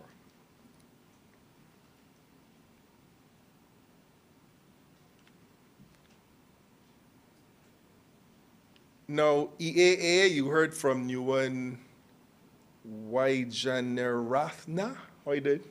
I did all right? I don't know if he's still listening. It's probably after 1 o'clock in the morning. He's probably gone. But he didn't go into the detail of the accreditation of EAA, but we, Bnsi, we have, We are saying, look, if we're going to go down this road, we want to be sure that you're providing, yes, independent pre-shipment certification, but that the standards body can almost vet that it is the standards that we agree with. So their agreements with countries, I think he showed you all the countries that they're with. It is with the standards bureaus that they have the agreements with, okay? In keeping with conformity assessment to international standards. So it is not a unique thing. It is something that they have done, and they're proven to have done it successfully. All right, so I would like to have some conversation with you guys on some of these issues. Now, in our system, we're accustomed to suspension checks, steering, the lighting, and so on. Structural integrity to an extent. Now, there's a lot of work being done to develop even standards for emissions. Right? We have a small country, more and more we're seeing emissions out of control. Where are the standards? Do we have regulations for emissions? Right? The radiation is a big one, and I'm pleased that EAA will have radiation as part of their checks. And you heard the minister and his concern with the odometer. And everybody comfortable with the odometer conversation? Y'all know what happens? I could talk about it a little more. And I'm not pointing fingers, but there is a technique. I was showing the technique. It's very fascinating. Where you can get a pneumatic drill is as simple as that. And you can dial back the manual odometers. Now, the digital odometers is a little bit more technical, a little trickier, right? But there's a technique for that as well. So if a country has stipulations for the importation of vehicles with an odometer reading of what, 10,000 kilometers? Like, what is it? Do you know? Not putting you on the spot, 50. So 50,000, good? And the number of years is still 4? 4 years. In other words, not older than 4 years, not more than 50,000. And I'm a clever businessman in Japan. And I can acquire some very, very cheap vehicles that might be 60, 80, 100, 200, 300,000. But I can manipulate the odometer. I go on market in Barbados. They will take it. Because they're only going from visual inspection. What's the odometer? Okay, 48,000, that can come. Good?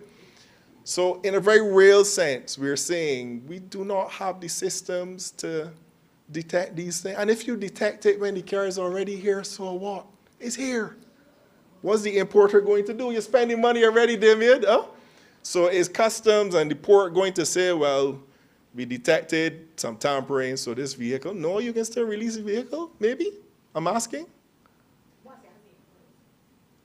Because you don't want to disadvantage the importer, especially if it's an individual. You all see the picture? So what would it cost to put the systems in place in Barbados to have just what we're doing through EAA? We're saving about $25 million in infrastructure, in training, in experts being able to be deployed to handle the inspection of every car, every vehicle. $5,000 a year.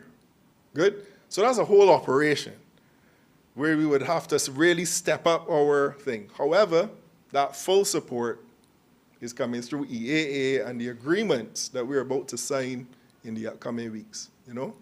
So it's really a fantastic opportunity.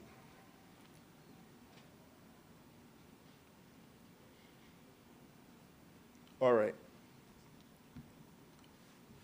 Now, one of the things that really excites me about this initiative is that it's not simply about importing expertise, but we will also develop expertise of our own. What do I mean?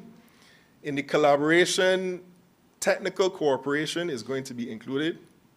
Inspector training, so we're going to see the sites, but then we're tabling to have our inspectors trained, yeah, to be able to do that, so that the knowledge transfer and what we call capacity building for Barbados is enhanced, you know, all by invitation from EAA.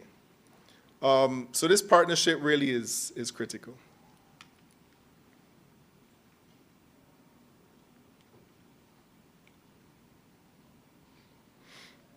We're in a e-world. We're in a digital age. We are. So electronic certificates, like Alison said, is the way to go, you know.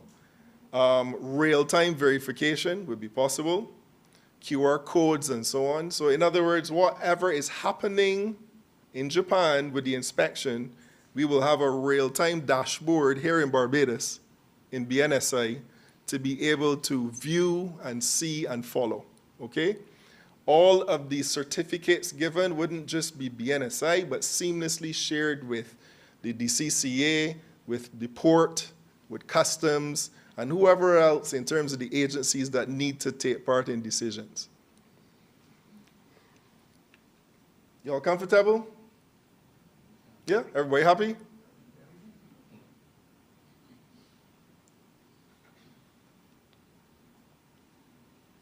All right.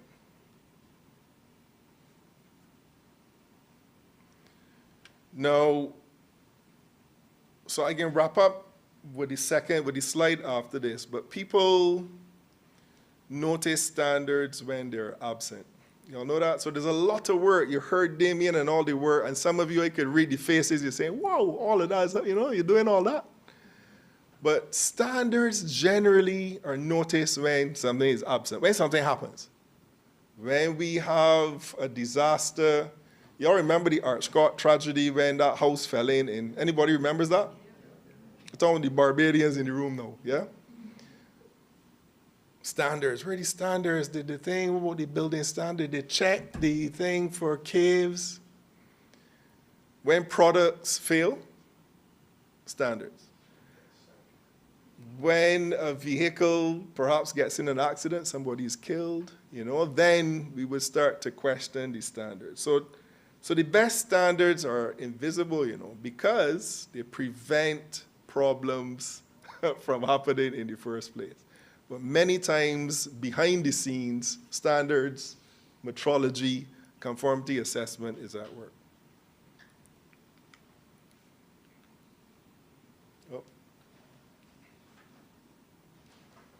All right, so I'm seeing that it's 5 to 12. Now I have 3 slides for the type of discussion that we haven't started yet. I don't know if it's because you're shy or all of the questions have been answered, but I know that there are a few questions to the whole operation that I had even before, being a Barbadian. Is the lunch going to be 12? It's ready? All right, so my question for you, do you want to start that discussion in terms of that question and answer and really feeling it through?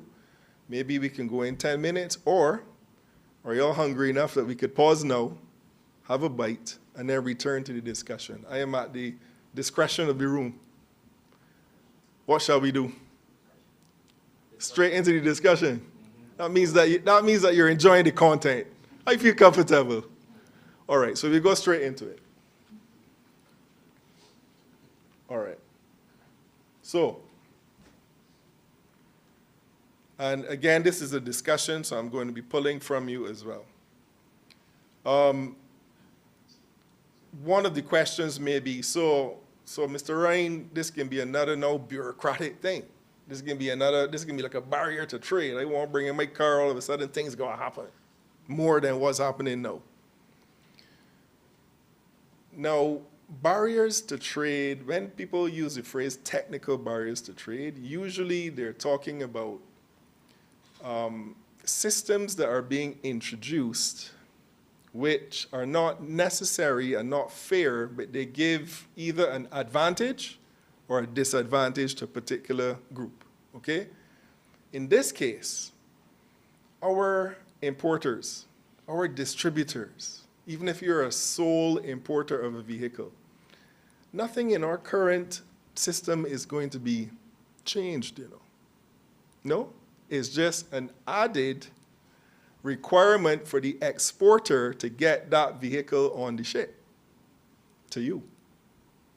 So now it is pressure not really on you, it's more pressure on the exporters to make sure that they're sending quality vehicles to us. Is that something that is palatable? Can we go with that? Any questions on that? Yeah, sure, please. This is the time for it. Good morning, everybody. Good afternoon. If you could just maybe just give your name and my where name you is represent. Antonio Thomas, one of the vehicle examiners from the Barbados Licensing Authority. Perfect. I understand that vehicles imported to the island, they come for a specific use, either passenger carrier, which is private vehicles, or commercial vehicles. Speaking in accordance with what we have to do at the Barbados Licensing Authority in terms of how vehicles are to be used on the public roads, how does that affect the importation with the intended use? They have some vehicles that are manufactured specifically for commercial use that we previously allowed for private use, just for transportation of the owner, or if they decide to bring a fridge stove or whatever. We have rules in the Road Traffic Act and the regulations according to these things. How is that governed? Okay, so perfect question. And I will So for clarity and for the room, is the level of inspection more stringent for commercial vehicles as opposed to private use vehicles? That's just to understand where the response can go. In some instances, yes, because commercial vehicles are what it's said to be for commercial use. So you have passenger carrying commercial vehicles and commodity and goods type commercial vehicles. So they have to be, yes, more stringent than a passenger carrier vehicle because they carry more load on a daily basis apart from just your domestic vehicle. So my understanding of the program is this. The inspections are performed, first of all, to particular standards. And there are, I think, 7 criteria for the inspections, where all vehicles have to show that the braking performance is to the standard for braking, whether it is passenger vehicle, a 4-seater, 7-seater, well, your car got to be able to demonstrate your brakes working. I just being a layman now. Good? Steering. Being assessed, not to anything subjective, you know, to the standard that we're saying is acceptable for safety, for steering, whether it is private, whatever, commercial. Good? Suspension. So that conversation says that, look, we are assessing the standard for these particular criteria, and if it does not meet the safety requirements, which are very clear according to the standard, good, then the vehicle would fail in a sense.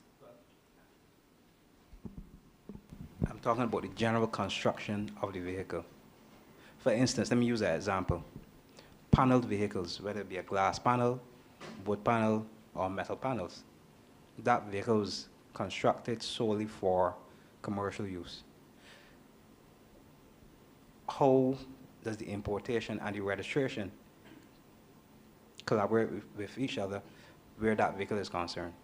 I don't think this particular program is excessive on the construction differences. For example, a panel vehicle has to have a certain steering, braking, you know what I mean? So the 7 components that are being looked at would be irrespective of your differences in vehicles. Good? Where your program, and it'd be interesting for you to share, maybe, you may have additional requirements for that vehicle when it gets to Barbados to meet the particular use on our streets. Good? There are restrictions for a public service vehicle. If you don't have the permit for the type of vehicle that you wish to import to facilitate that permit, you know what I'm saying, it can't leave the port. According to what you understand earlier in, yeah. So the same premise is for the commercial vehicles and private vehicles. So I was wondering if that same premise would have affected the type of vehicle being imported for the specific use. I don't know if this will answer your question. We are aware that there are some requirements that other entities would have.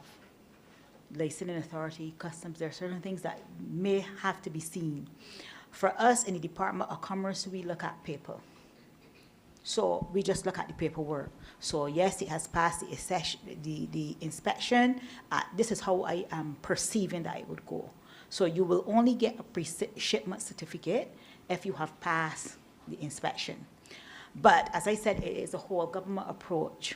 So we will look at the fact that there may be requirements under the Road Traffic Act or some other act that will require us to, for instance, suppose there is a, and I just being out there now. Suppose there's we passed the Barbados Licensing Authority passed the regulation that says we only want red cars in Barbados. Only red cars. If a car is not red, it's not coming in. That would be a tragedy. Right. What will happen then? What will happen then is we would put that into the pre-shipment certification.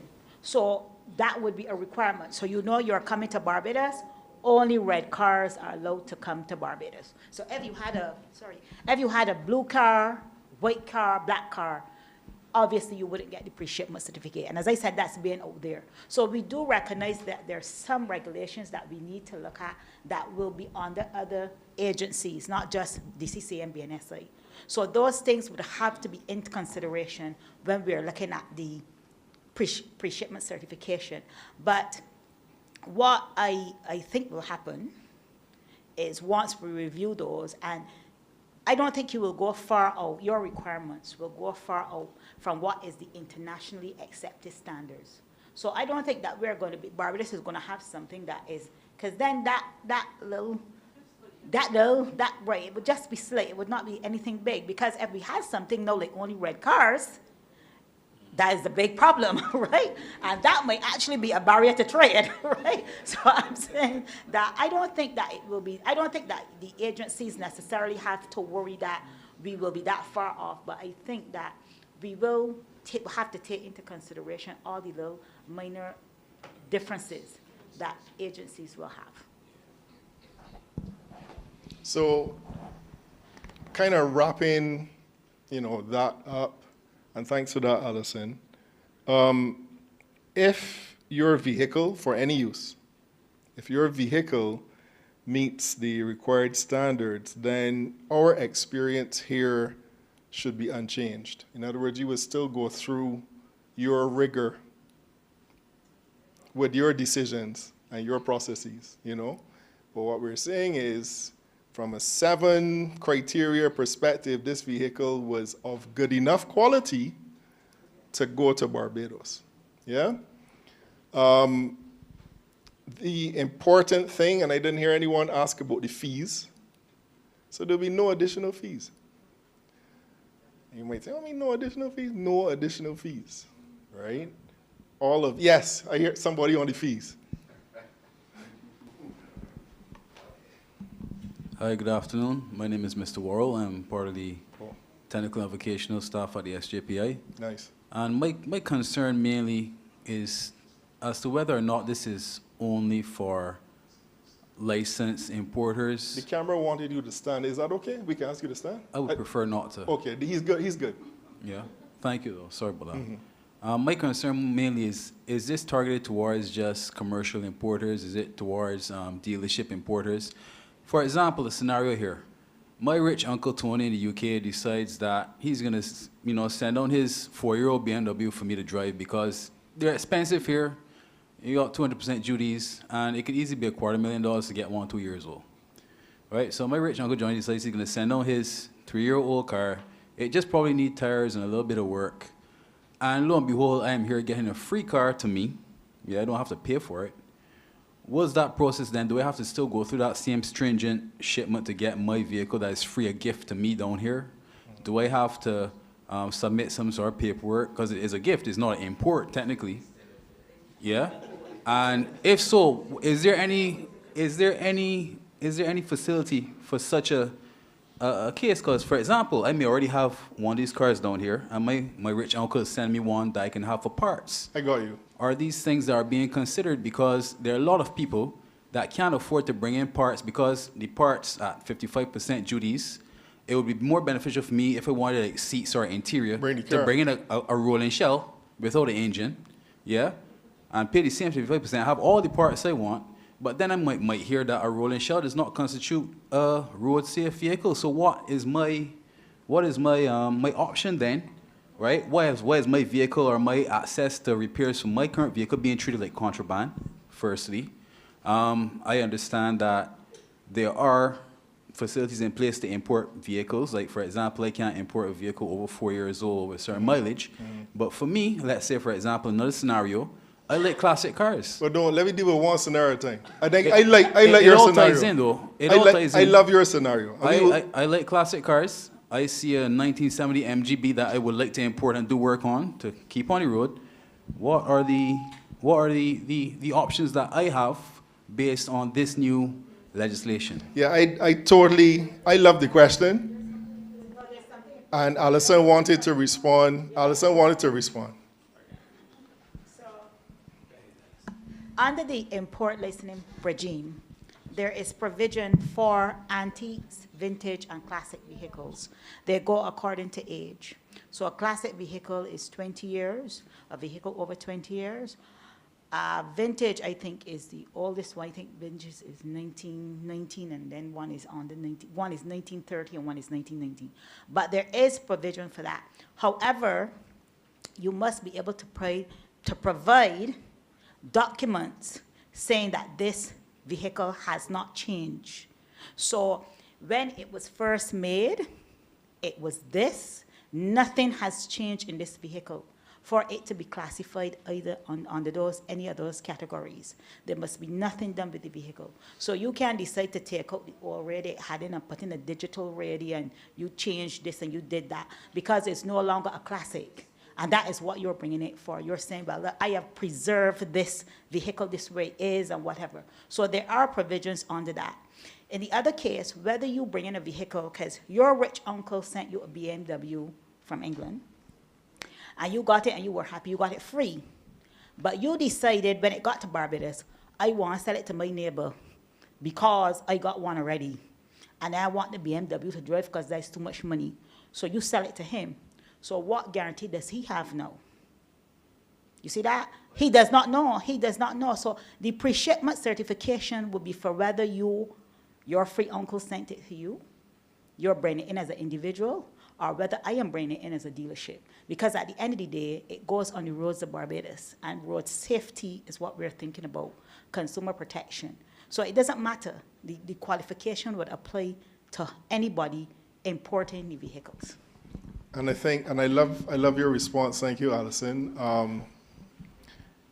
If your rich uncle wants another nephew, he can, I'm available, right? But on a serious note, we have systems in Barbados where several things, I am told, can happen.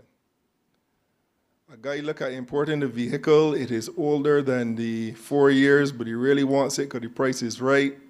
He gets an arrangement where you remove the engine, you just bring in the rolling shell, you bring in the engine after, and fix back up. Are you right or wrong? I just can speak. Can I speak? Does that happen? All right. Now, we understand these things. The EAA is setting up, as you saw, for all of the major exporters for unchanged vehicles when they get here to be sold. Good? I don't know if it's going to capture every single vehicle. You heard Nguyen speak about parts as well. Now, should we be importing substandard parts from these territories? No. So again, the conversation is really to improve and protect us. Yes, there's always the cost consideration. And I thought about that when I was in business. Why the government would put a cap of 4 years, but this vehicle that I'm looking at is 4.5, but I can't bring it in. And you're upset because you want to save some money. I get it. But as a small country, we have a lot of considerations when it comes to dumping, because if we open our gates too wide with systems that are too loose, everyone is not going to be honest like your uncle. And people will send us rubbish, I tell you. A BMW sounds like a fantastic idea. But if your uncle is not as honest as you thought your uncle was, and it got here without any sort of conformity assessment, you might not even have any use for it. Even the parts, you might be, what's this? Uncle didn't tell me that this was in the sea. Why?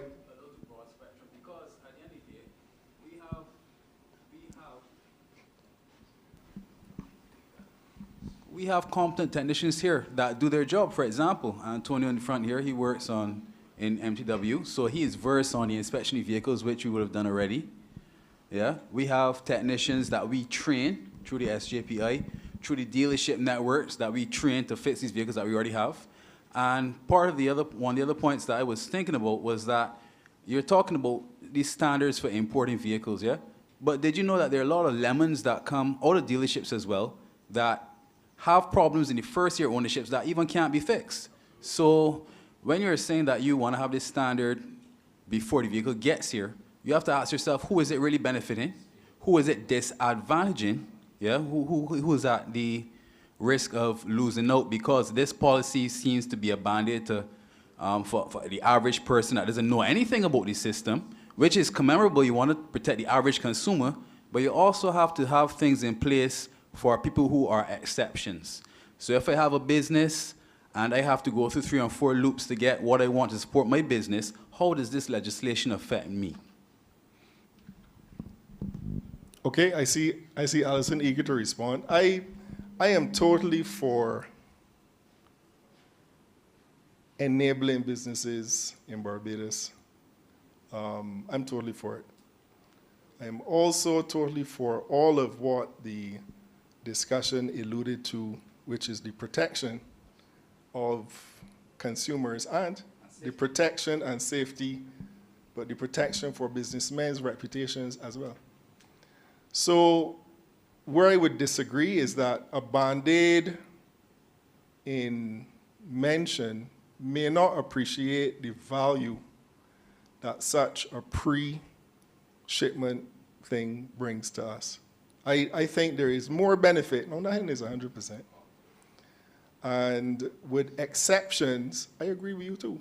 Sometimes there are cases where, like, suppose we were being donated 10 ambulances. There's provision for that. You get me? There's provision for that. Exactly, yes. To buffer a system where we had a shortage. India said you could have 10, but they were 5 years old. Are we going to let the law prevent us from making a wise decision? So you're right.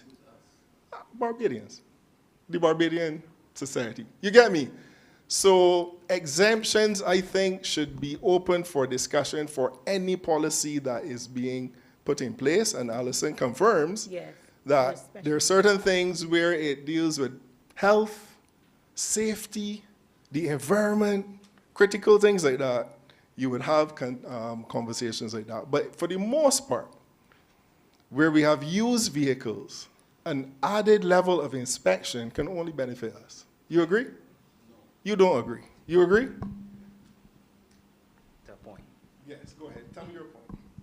No, to a point, as the other level of inspections prior to a vehicle coming here is going to affect used vehicles only. What my former colleague here was trying to say is that new vehicles also comes with defects. Yeah, and I think that's what he's really getting at. So we start somewhere. I think I want to address something you were talking about. Y'all having mechanics and y'all training mechanics and things. That's fine. And that's very fine for the Barbadian market. And that speaks a lot. But we're talking about vehicles that are coming to the Barbadian market. So we need to have some assurance that when you bring a vehicle to the Barbadian market, that it is a vehicle that is quality, that consumers are getting what they say what they're paying for. Because the minister would have made reference to it, and I always say this. People will get houses. A lot of people will never own their own home, but they will own a vehicle. And when you spend $70,000 and $80,000 in a vehicle, you want to make sure that the vehicle that you get can last you 10, 15 years or what. You know, Barbadians don't even keep cars 2 years. You know, we keep cars in years, 20 years. The minister spoke about his. So we keep cars. So you have to make sure that the vehicle that you are buying is fit for the purpose. So if we have an inspection in another country that says, well, yes, these 7 criteria, steering is good, braking is good, suspension is good, and all of this is good. And I bring it in now. I am a used vehicle dealer. I bring it in now, and I sell it to you. So you know from that inspection, well, look, this is quality. It doesn't mean that the persons that you're training at your institute are not out to work, because at some point in time, something can happen to that vehicle, and you will still get work. So it goes, the eco-cycle will still go on. So I don't think that is something that we have to worry about. I think that what we need to think about now is that having that confidence in a market, creating that confidence in a market, that you can say, when you buy a car, I know that this car I buy shouldn't have this. Yes, there are new cars. Working at the Department of Commerce, you will be surprised at the amount of things that we experience, okay? And I could tell you with vehicles. I have had people come to me crying. They saw a vehicle, bought a vehicle. When it came here to Barbados, got the import license, it came in. It is not what they saw. It's not what they saw online. It's not what was said that was sent to them. Sometimes it's even a different color. It's not even the same color. It's a completely different vehicle. And that is a chance you take when you buy it online. When we have this certification now, it says if you said you bought a red Honda Vizelle, 1500 cc's, well, that is what you are getting. It helps. I'm not saying that it is the beginning and the end is the alpha. It's not that, but it is confidence.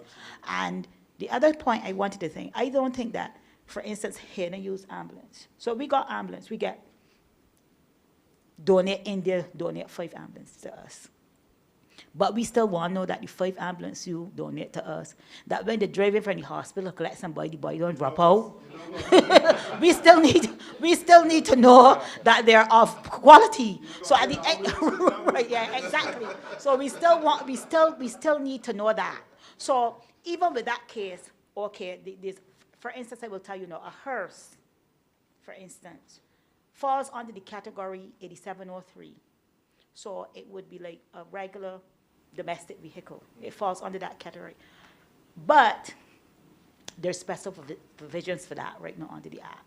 So while me and you have been won by a car, it's 4 years, for a hearse it's different. Okay, for those things that are donated. So it's not, the policy is not hard and fast, straight, 4 years, and if you're in 4 years, you can't come. There are certain classes of vehicle that have preferences. But at the end of the day, the pre-shipment is not about that. The pre-shipment is ensuring safety, quality, and that's what we want. So at the end of the day, that will still happen. So there are two more. I think Damien first, I think, and then we can go to this lady. You had a question, you had a comment as well. You were from for a long time. So do you mind if we do the order? If we do the order 1, 2, 3? Okay. Okay. So hold that point. Hold that point. No, I liken this. This is how we get things. Now, you had mentioned that there would be no added costs. All right. So the exporter is the one paying the costs. The exporter is going to include that in his price to me. All right. So effectively, I'm getting the cost. Okay, so let's talk cost quickly. I see everybody want to jump in there. So this is it. This is what they tell me. Mind you, I like this.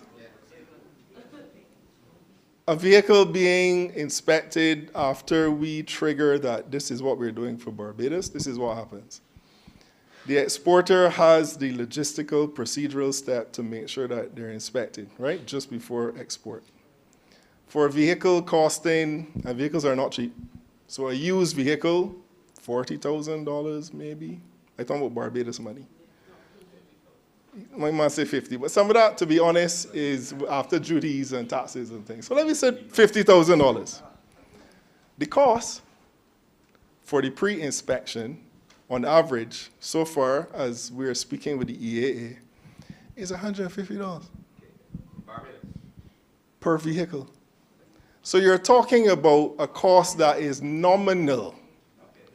And it is a cost that, if reputationally I'm selling my vehicle for $50,000, 2 things. 1, boy, I can tell you that it's $50,150. And even if I did, no, but we can't manage that. And it is something that, and this is important. Sorry, Damien, I know I can just tarry a little bit. Is this okay? This is very important. We have a society that is learning to move from a cost consideration only to quality. When something is being sold to a Barbadian, the first thing that we ask, how much it cost? Not is it fit for purpose? Will it work? Will it do the thing that I want it to do? Will it mash up soon? How long will it last? Nothing, so how much it cost?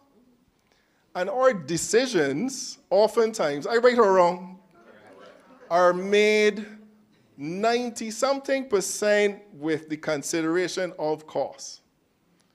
That is why sometimes quality evades us. But in this sense, my life, depends on if the braking system in this car ready or not. You serious? No, what I am saying is this. I think you're missing the point. This is the point. I am aware of the systems and so on at NTW. I commend the work that is being done in Barbados with the experts, because you all are experts, in your own right. The SJP program is fantastic. And what they're teaching for technicians and so on to continue is phenomenal. I went through it, I look at it. I can't do some of the stuff that you all do, technically. I applaud it. It is being supported so that those problems, all of them don't have to be addressed when the car is here. That's all we're saying, So that we are screening to safeguard some of the problems that you all get when you all have to tell the fella that buy the car, sir, this car was cut in half. You know that the well this car, let me show you, look, come on, look. You know that the well back this car. And for it to meet inspection, now you gotta do this, you gotta do that, you gotta do this, you gotta do that. So we're safeguarding to an extent. It's not 100%. But we are preventing a lot of that up front from hitting our shores. It actually makes your life easier, sir. You understand what I'm saying? Damien. Huh? No, Damien. Oh. Y'all understand what I'm saying? Huh? I just want to mention that. Remember to go on cue. Yeah. All right. That I have nothing wrong in paying to make sure I have a good car. Right. But rather than say it is free, there's no cost. No, to us. To us is a cost. To us is a cost, but it's minimal. I will go there. Okay. I will go there. Okay. Yes. But we had this lady. Right. So my question then would be to you and to you. Sorry, I'm Trika MacArthur Brooms, Chief Licensing Officer, Acting Barbados Licensing Authority. We got the right people in the room. Sorry. I get it. So, you know what I mean? How long does the pre-shipment certificate is valid for? That is one question. And then other questions stem based on your answer.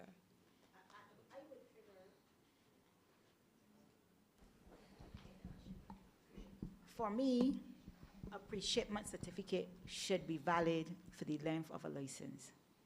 So import license is, import license is valid for 3 months. 3 months. So a pre-shipment certificate should be valid for 3 months. However, so I would assume that it would go for the same time, because that's the time you have to import.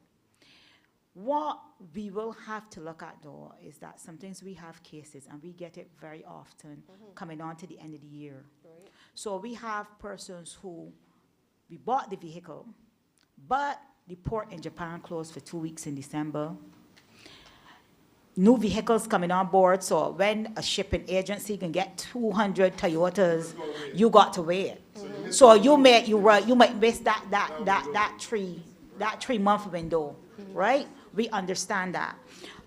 What we do now in the department is we as long as you can verify your purchase, and you can verify, okay, I did this before, because it must be 4 years by the end of the year, December 31st. So once you verify the license to us, well, you made the purchase, you had whatever, but it was not your fault that it wasn't shipped, right? We still accept the license once you can prove it to us. Right. So But the pre-shipment now is going to be a little different, because it says, okay, on the 1st of October, this is what this vehicle was. But how can you guarantee that in January, now it's getting on the board, that it is in that same condition? We would assume it was in the same condition. Right. Right. So this is the point that I'm getting at. Those little technical things we have to look at. But I will tell you that is more or less, that is the minority instead of the majority. Well, what I'm seeing now, because we do have some from Jamaica that would have come in. Yeah, with the, right? With the certificates, yeah, right? Now, the challenge comes from when persons are looking to get the taxi licenses and have to get the, they're trying to get the duty-free concessions. Now, those take now beyond the time frame for the vehicles to actually land and be cleared in Barbados. So it goes past the 3-month period. It could go to 5 months. So I am all for this, honest to God, 100%, hands down, that's me. We are all for this. However, I believe because of the challenge that we're seeing, there needs to be a hybrid approach where when the vehicles come in after the period, we cannot just simply say, look, we are accepting it, it was cleared before, nothing happened in between that. So licensing authorities taking the approach, we're going to have a hybrid approach that we are going to inspect those vehicles as well. Yeah. Because we have to validate everything that lands here in Barbados. We have to make sure that safety is paramount. We don't risk anything when it comes to human lives. So a hybrid approach will have to be made that we are satisfied that any vehicle landing in Barbados is sound, safe, and secure. So even before Kadir, Damien gave Robert his opportunity, yeah. So this is, you see why this discussion is fruitful? Now watch it. In my mind, what we're hearing from the expert, from the authority is this. We have an added layer before the car comes to Barbados for inspection, which will sieve out, y'all know how a sieve works? It will sieve out the big grains. Good? Even in speaking with my colleague here, the safety of vehicles is paramount for you, you know. So your program is not going to change, to my mind. Your program will be as thorough, as detailed, and as successful. Could I say that? As it has been. Good? But it is this conformity assessment. I'm not even talking about the regulation in itself, you know, just the conformity assessment part that BNSI manages. Because we're not a regulator, they are. So we're adding to the conversation this conformity assessment that sieves out the grains before it hits our shores. Because as thorough as your program is, I think you would feel a greater measure of comfort if the percentage of passes increases as a result of a higher level of sieving, because then we utilize fewer resources, there's less money spent, less wastage, more satisfied clients. You get where I'm coming from? My man can't get past the $150. But do you understand? So I'm saying that, and I agree, I am heartened that you endorse the conformity assessment, and it must be seen as something that is complementing our already rigorous inspection program, so that it can't be said. There are some countries you saw on the thing, you saw Haiti there? Haiti ain't got no real inspection program for the vehicles though. We do. So Haiti is using it as almost 100%. Like, help us to have quality vehicles coming into Haiti. So there, you know, every country has a different level of thing. For us, sorry, everyone is. The Barbados Licensing Authority is the final step for a vehicle before it gets on the road. So from importation to clearing to inspection from us, because we are final, we are classed as the villains. We are the people that don't want you to get your vehicle on the road. That's not the case. So you understand? Yes, so I understand for the initial inspection into the island to sieve out the big rocks, but there's also a finer sieving. You understand? For, yes, we still need to conform to the rules and regulations that we are set to follow. Absolutely. Or the crowd getting excited, but I promise this gentleman. Yes. Hi, I just wanted to touch on 2 points. The colleague from SJPI, I may be speaking out of turn, but thankfully the director is here. I am not certain that we are speaking at this point about legislation and law, right? So your concerns about it being a legal tool that you have to follow, we are a bit premature in that respect. And the pre-certification is important, and I guess everybody in the room can understand, because with my hat and the spaces I operate in, I look at things very differently from most persons. So even when I step into an elevator, I am looking at the certificate on the elevator to make sure that somebody inspected it within the last few months, right? Right? And when you take up hard-earned resources and you purchase stuff off of site, because I went through it in a professional space, you buy things because they look good. I mean, us males, we look at things and if they look good, we like them, right? Might not be the best woman for you, but she's pretty. So if you have confidence in a brand, and this is on the topic of a brand now, and brands have a responsibility, or companies have a responsibility to protect the brand. So if I am buying, I see suppliers here, I won't call out the name, but they're here. If I'm buying a vehicle from you, sir, I want to have confidence that when they leave your lot, what I put on the road, because it can depreciate almost immediately, that I get value for money. And you can only get value for money from quality. You don't get value because the price point on the commodity high. I wouldn't agree with that. Right? So I think it's better for us to be a little more optimistic as opposed to being pessimistic, and see it as an ecosystem approach where we are trying to help everybody. So licensing authority and DCCA, SJPI, all of us work together to ensure that consumers and the manufacturers or the suppliers are all operating or dancing to the same tune, right? So don't see it as a hindrance or even like an extra $150, because it ain't really nothing. You won't pay $150 extra to be sure that when you turn your key or you press your key fob, your engine on, because if it get here and it ain't working, your dog done dead, you know, that's sunken cost and money done gone. So when I was first approached, and I see your hand, sir, when I was first approached by EAA, because we sought them out, we had initial conversations. I had a dream, right? I had a dream. And in the dream, a lovely glaring report came out of the MTW indicating that a year into this program, the data is showing that what initially was a 75% compliance for an initial inspection of all vehicles rose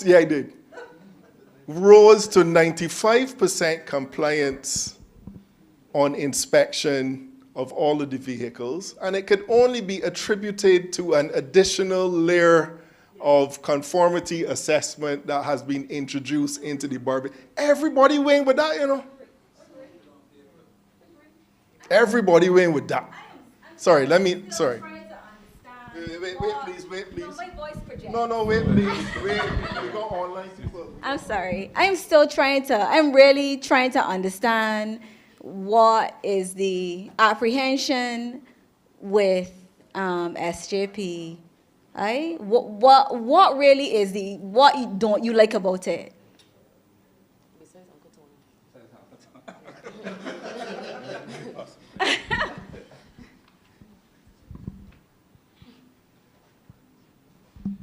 It's not specifically what I don't like, it's what I'm apprehensive about. No, we have facilities here. I heard Mr. Ryan, right? You had spoken about the money that we would save having AEE do this overseas, this $25 million, right? And yes, I do agree that we need places for safeguarding certain things, right? But if this program is supposed to be so lauded and praised and so wonderful, why make it mandatory? Why not make it optional for those who want to step forward and say, hey, this is the guarantee that my business can offer you. or people that going to import a vehicle stand, this is the guarantee that I want. Let me go forward and make sure that this person I'm buying from is compliant with the pre-inspection, import certificate. Why make it mandatory? Why? No, let me answer the why. I like this conversation. I really do. Now, if y'all will permit me, right? And Jonathan is looking at his watch, which means that I have encroached a little bit on the lunch. But this is important. Do you all know that standards by nature, when they're developed, are all voluntary instruments? Some people, when they hear standards, they think immediately regulations. Standards, Standards, when we develop standards, are voluntary instruments. The expert in the room from the CARICOM organization is nodding. He knows this, okay? Now, what countries do is that they assess the relevance of the standard to our health, safety, environment, security. So there are certain things that a country needs to safeguard. Vehicle safety, sir, is one. Which means that if we have any regulatory systems, we are now updating a motor vehicle policy. I don't know if that's the correct name. Motor vehicle policy. So the consideration to say, suppose it was voluntary, walk through what that looks like. People like you, good-natured people who want the best for the country, would probably use the certificate program. However, sir, I don't know if you'd be surprised to know that there are a few that would say, all right, but that added check might stop this vehicle that I'm bringing in to sell, because I know a couple things that, the buyer may not know. I ain't really want to go that route, right? I will go this route here because I ain't want that to stop me. I being right or wrong? So in some cases for a country, and it's not Bnsi's notion, it is just globally, this is how it works. Countries make decisions to protect their citizens, and a decision which is based on quality levels the playing field. In other words, you're not saying that you're being partial to, I don't want to call names, You're not saying that the individual got to do it, but you can let a big importer do his thing. You're not saying that sometimes it is going to be applied, but some cars can just slip through. No, are we going to protect our citizens or not? And we have systems in place already. What you're doing, sir, is contributing to our quality infrastructure. I applaud it. This is an added level that will leapfrog us into almost 100% compliance. Y'all understand what I'm saying? And to add to that, we also must remember that the dealers also have warranties, long warranties to go on top of all of this. That if something were to happen, your new vehicle will be covered under this warranty. Some people's warranties go as far as 10 years. So on top of all of this, the pre-shipment assessment, the checks at MTW, BLA, the dealers still have extensive warranties and trained technicians to still make sure that your vehicle is taken care of. So again, you see what's happening? I can tell you what's happening. And I love the buzz. Maybe online we have a few questions as well, but the team will tell me. And I invite online if you do. What's being discussed here is quality infrastructure, At its best. It's a very good example. I didn't know that vehicles would bring this example out of QI. Quality infrastructure. It is the sole reason that this young man and the whole team back there come to work to improve the quality of life, to make life better for us. Really, no joke. That's every day we are thinking, how can we make our quality systems better? Good? This is a big one. This is a big one. Is it the Savior? It only got one Savior. His name is Christ. Right? This is an added level of capacity for our quality infrastructure. I really want to hear from BYD. I don't know. I just like the vehicles, and you know, please. Anything? Yeah. You're wearing a shirt. Oh, okay. I shy.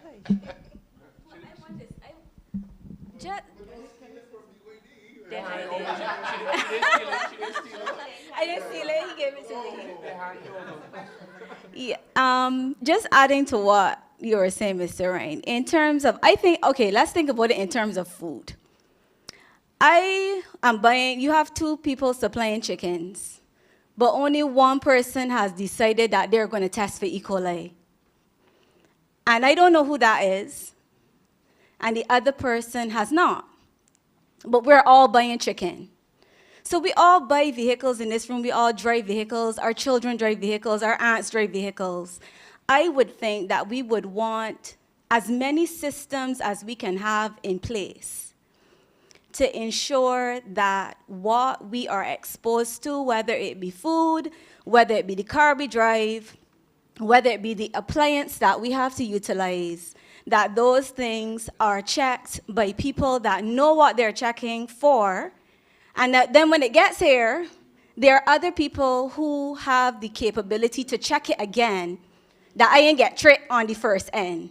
And that, for me, that is a plus. That is never something in my mind to look at and say that it is a restriction or it is another thing that is designed to be a barrier or a block for anybody else. I think that it is an add-on and a good add-on. And it's good value for money. All right, before we go on, we just asked for BYD. BYD. All I'm saying is that nothing is being taken away. We're just adding more, more accountability. As a small man, you go in and buy a vehicle online, look at it, you get stick because your money burned. So you have accountability here for the smaller person. And that's all it is. Local authorities still doing their checks, everybody's still doing their checks, but something added to it. That's all it is, nothing else. That's how you see it. Yeah, before we go on, just one question. The illustration about lunch, or food you mentioned, I wonder if we could just continue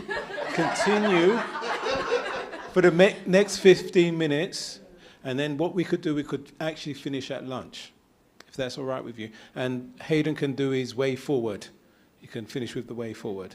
All right, so we're going to still take the questions, but then Hayden will finish with the way forward, and after that, we can have our lunch. What do you think about that? Is that okay with everyone? You agree? All right. Okay, whose hands was next? Hi. This lady. Hi. Good afternoon. Sorry. This gentleman forever had his hand out, and then you. Okay, so how are you? Good afternoon to all. So Beckles, SJPI. Yes, sir. The position that my colleague took is not my position. So I hear you saying SJPI. Please don't say SJPI. Right. My concern is if you're burning vehicles, you must know how to get them fixed. And we need to have parts and information to fix them. I rest that. Thank you.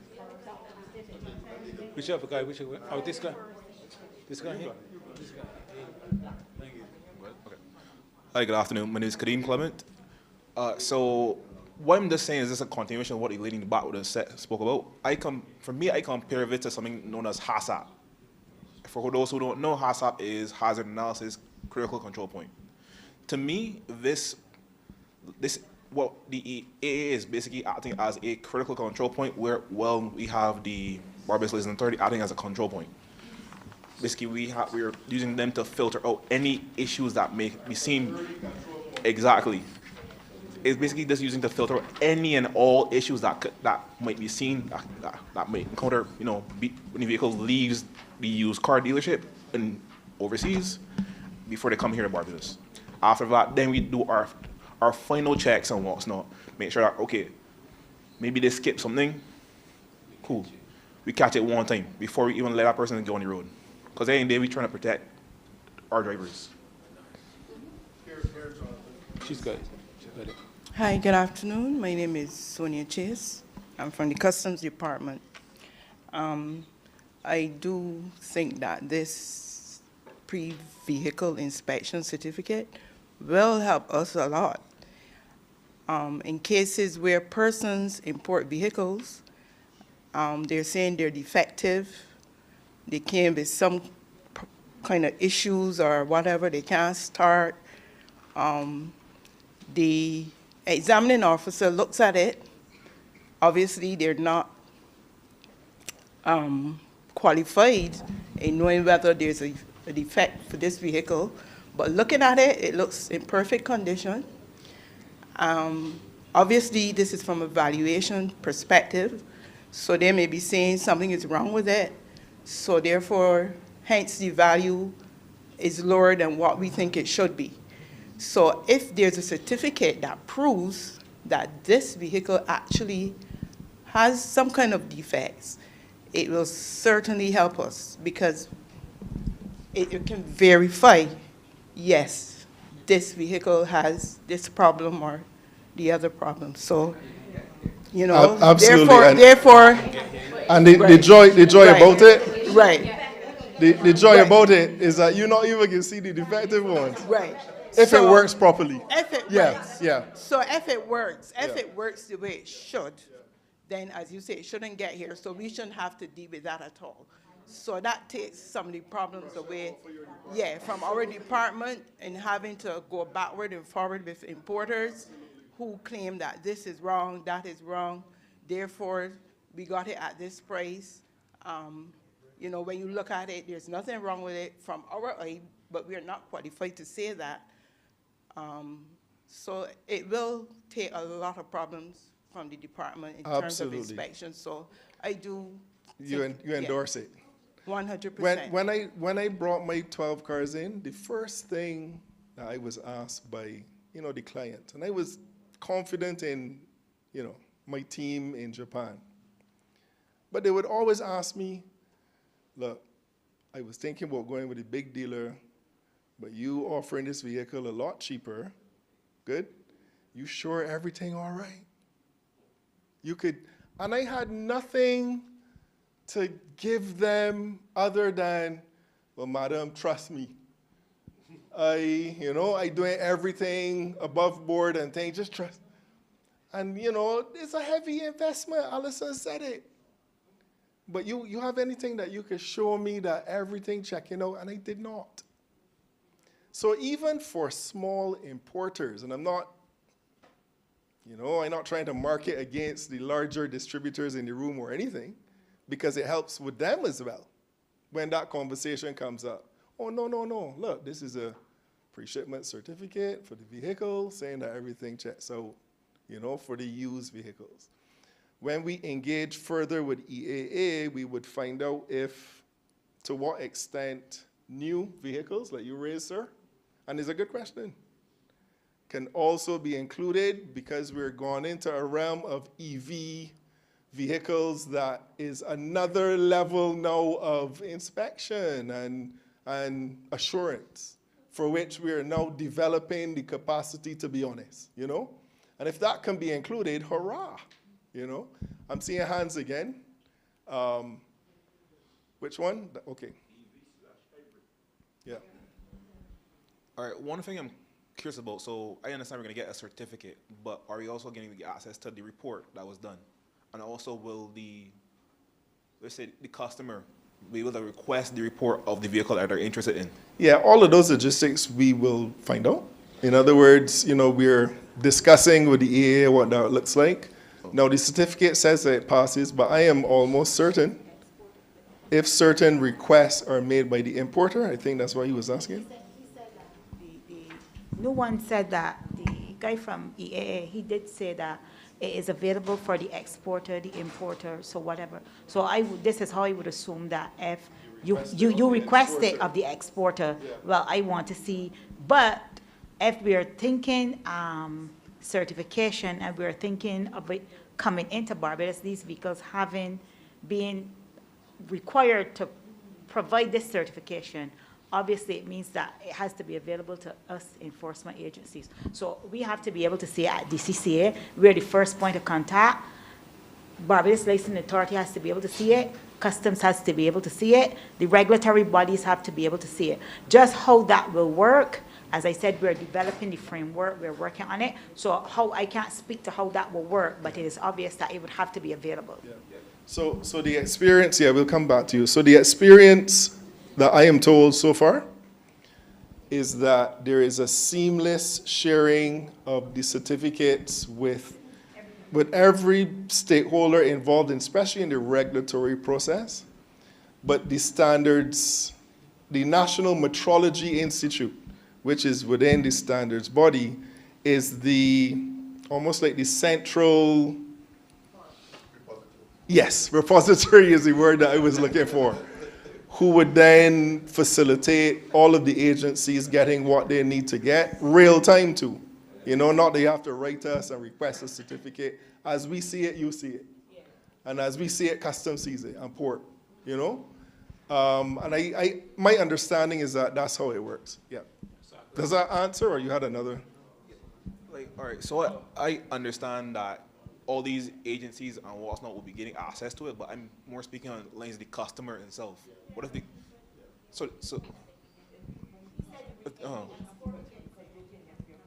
okay, so again, that's yeah, because obviously I want to see every single if the vehicle is going through this filtering process.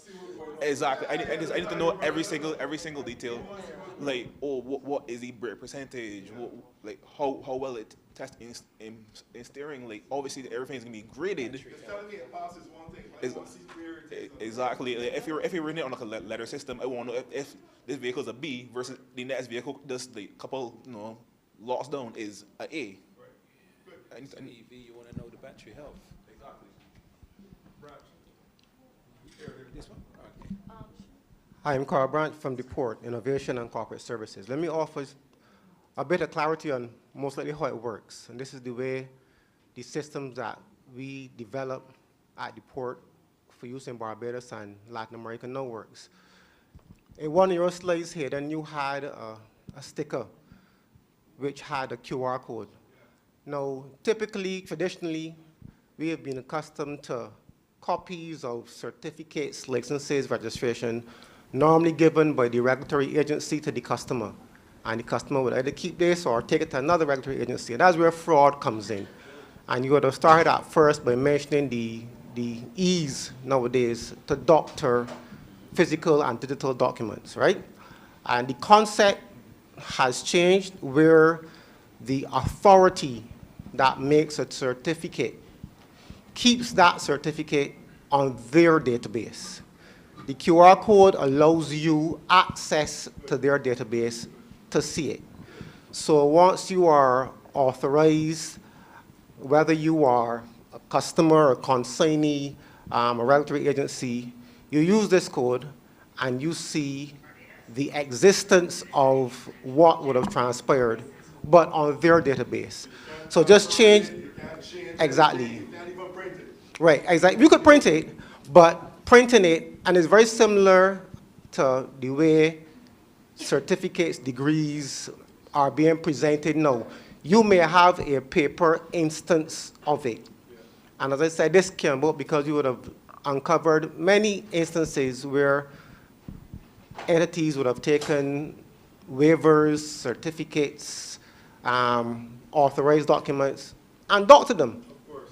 But because I no longer depend on the intermediary to present that, I can see what the authority that made that certificate in the first place says.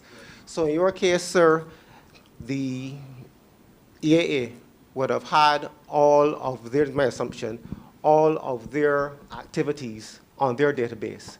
And they say you can have access to see all these activities by having this link. And this link is represented by this QR code. And you go into their database and you see it. And it also means, as you correctly said, Hayden, that everything is also constant, because if there is a change, if there's a representation, They make that change on their authority, and everyone sees it when they log on.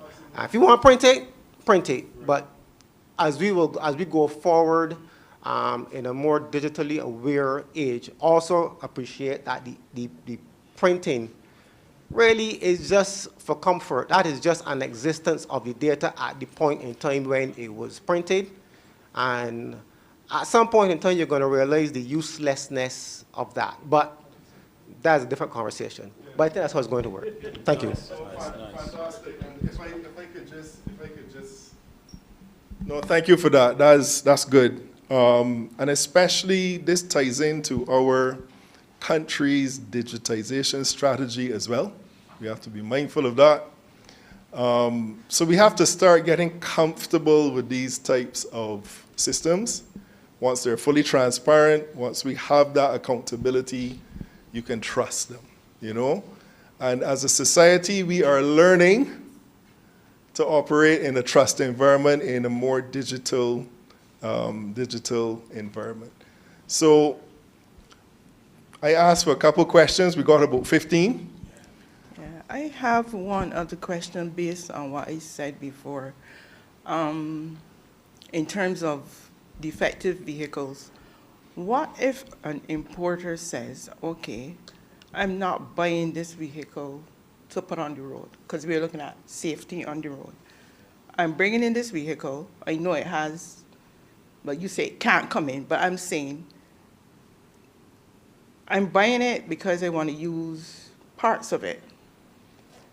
So with Allison, with this certificate, they will not be allowed to bring it even if they have recognized that there are certain issues wrong with it, with the vehicle. They're not going to buy it. If they're saying, I'm not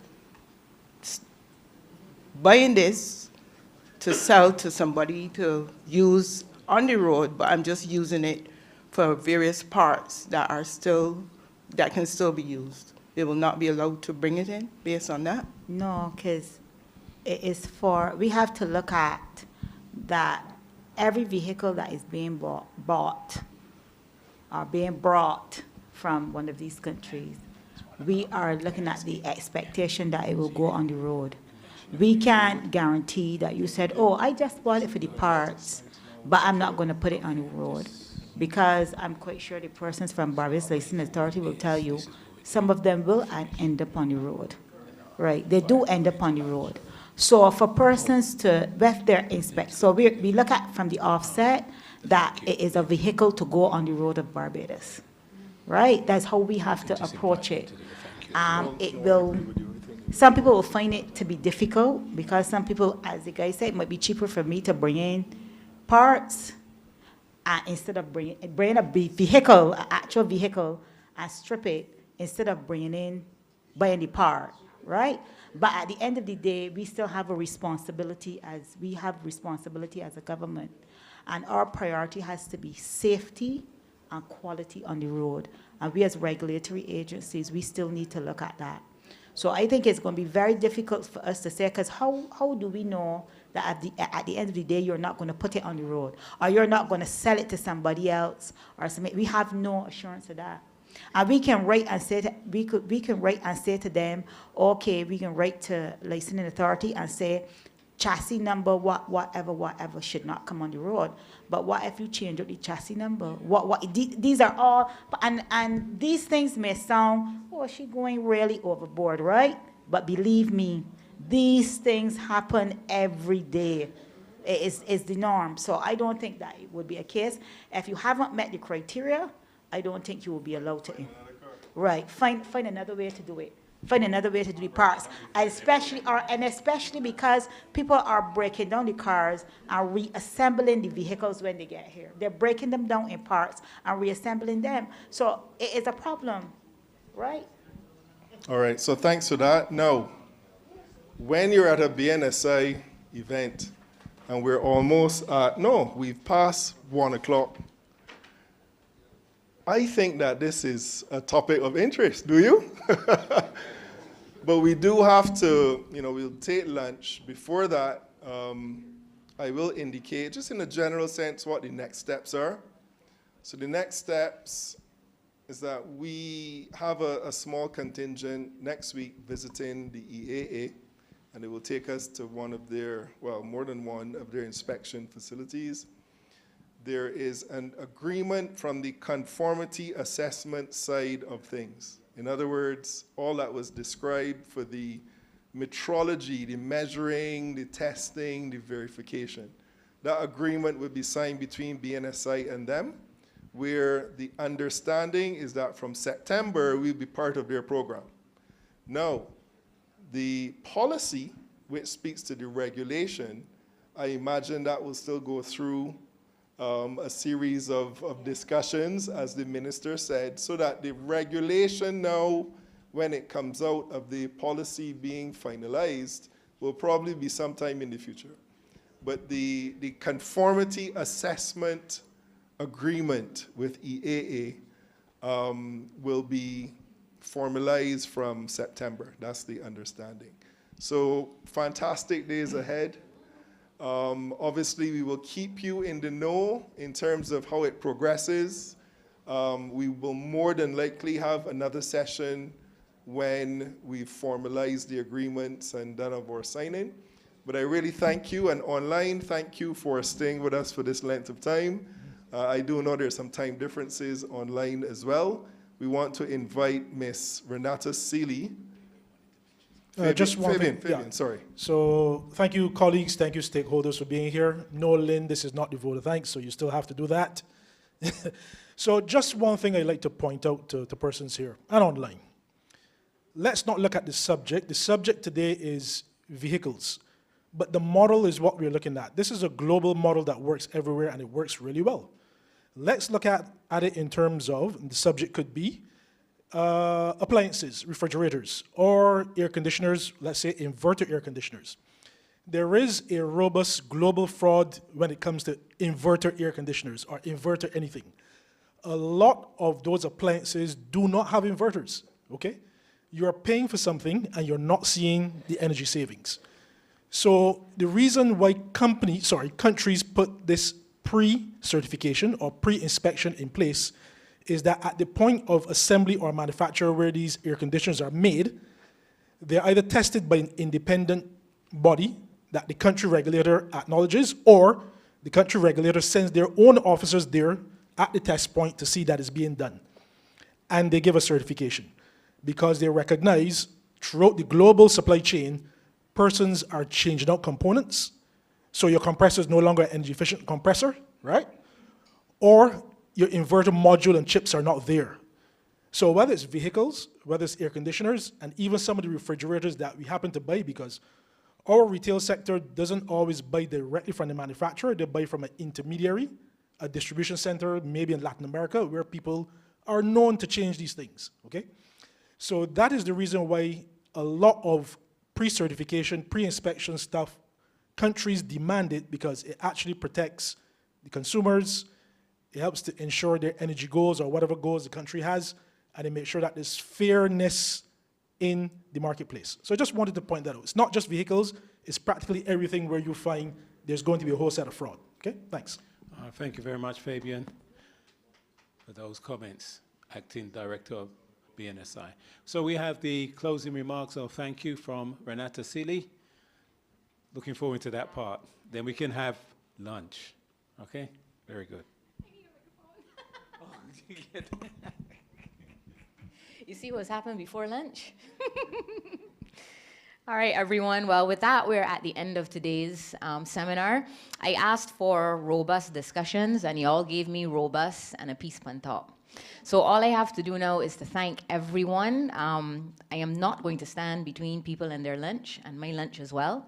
So we heard from the Honorable Minister Simmons. He clearly made his disposition on this concept of having the pre-certification inspections done. So we know that we have the support from the ministries. We know that we have the support of our board of directors through Mr. Mark Hill.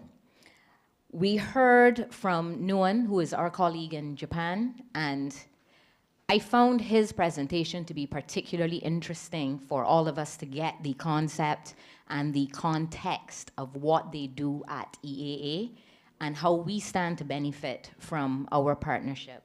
So we thank him for his presentation. Alison, thank you for letting us know what the CCA does. BNSI, we work very, very closely with you, but for the benefit of other people, we are clear where we will all have our roles to play, so thank you for that. We heard a lot from Mr. Ryan, so thanks for that. Sir, we know what we need to do moving forward. Damien, lots of work in your department at Metrology at BNSI. Keep up the good work. Finally, Mr. Platt, the host with the most. You did an excellent job as Master of Ceremonies. And to all of you who stayed with us online as well as in person, thank you, thank you. BNSI staff working in the back especially, Alicia and Tammy. Great work, ladies. And have a great day and enjoy lunch. Oh, and James. Thank you, James, and your team. Sir? There's a QR code question that is going to be put here, and if they would indulge us before we stand and go to lunch. Before lunch? Sir? 20 seconds. This is not me. This is the director, so. So take your phones out, scan the QR code, please. And if we can get your input, sorry. Just scan the QR code. Even online, you can scan the code. And you should see 3 questions come up. And they won't take just seconds to select your answer. Normally what we do is that we share the answers in the group to see what the consensus is so that we could have a discussion around it. But this time we would just be using the information for data purposes. Sorry, we need to put the code back up. Good. So use your phone. You can literally just point and scan, and when you are finished, you are then allowed to go to lunch. Yes, it's mandatory.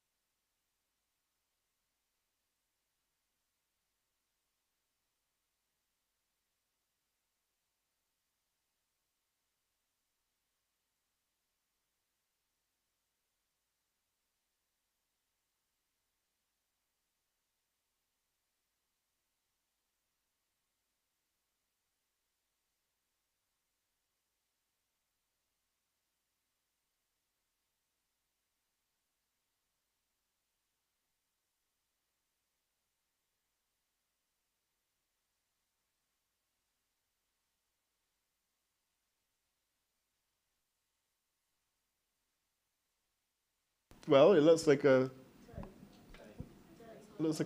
triple tie almost. No? It's 1 and 2? Oh. Oh, where I'm sitting here is skewed. It's like standing on a scale with your hands over the side there. Yeah. It's 1, 2, and 3. Okay, see it better there now. Okay. All right.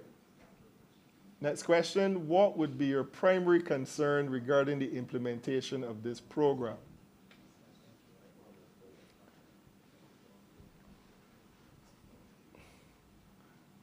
My friend that's chuckling is looking at possible additional costs. And he's thinking about the $150. But that is not even dinner at Champers these days, sir. So I think it's worth it.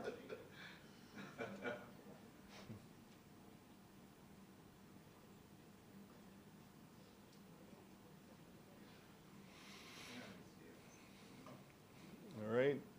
So 10 of you have responded to that one. We're just waiting on the other 10 to come in.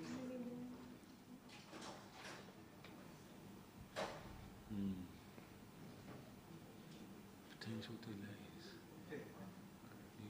Why people think it would delay things?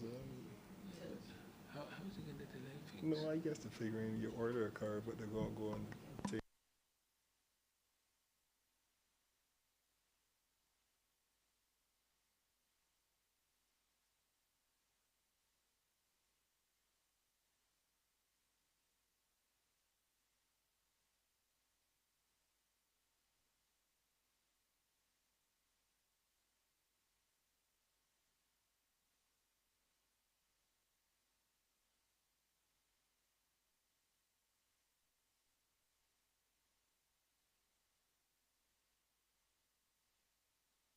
Really useful next seminar that we have where I can demonstrate, look, this is the logistics, this is how they work, this is the average time a vehicle takes to get registered for inspection and then gets inspected, you know what I mean? So those kind of details, by the next time that we speak, we'll be able to be clear on that. Okay?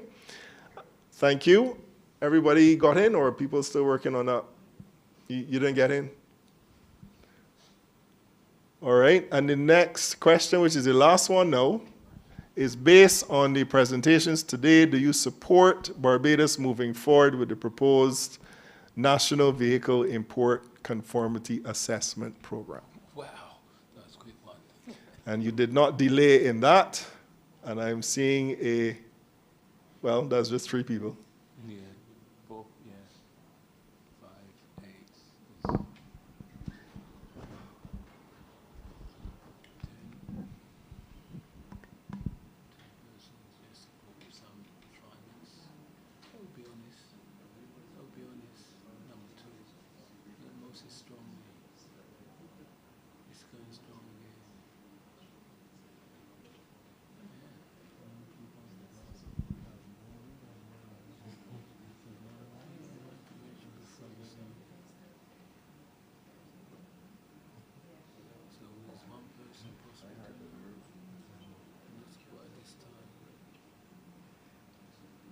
All right, that's 16 persons so far, and any more before we close the app? Yeah, yours not coming through, sir? I see you. Oh.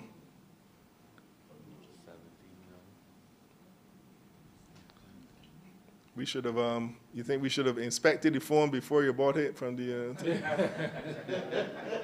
that's me being foolish, huh? That's me being rude. All right. All right. All right, so I think we have a consensus there that, you know, people generally support it. In some cases, you think that, you know, we could refine it, but I'm sure those refinements will be made clear to us as we go forward. So thanks for your participation, and we look forward to you partnering with us as we walk this through to improve the quality of life in Barbados. Thank you. Thank you so much. All right, thank you, everyone. Enjoy your lunch.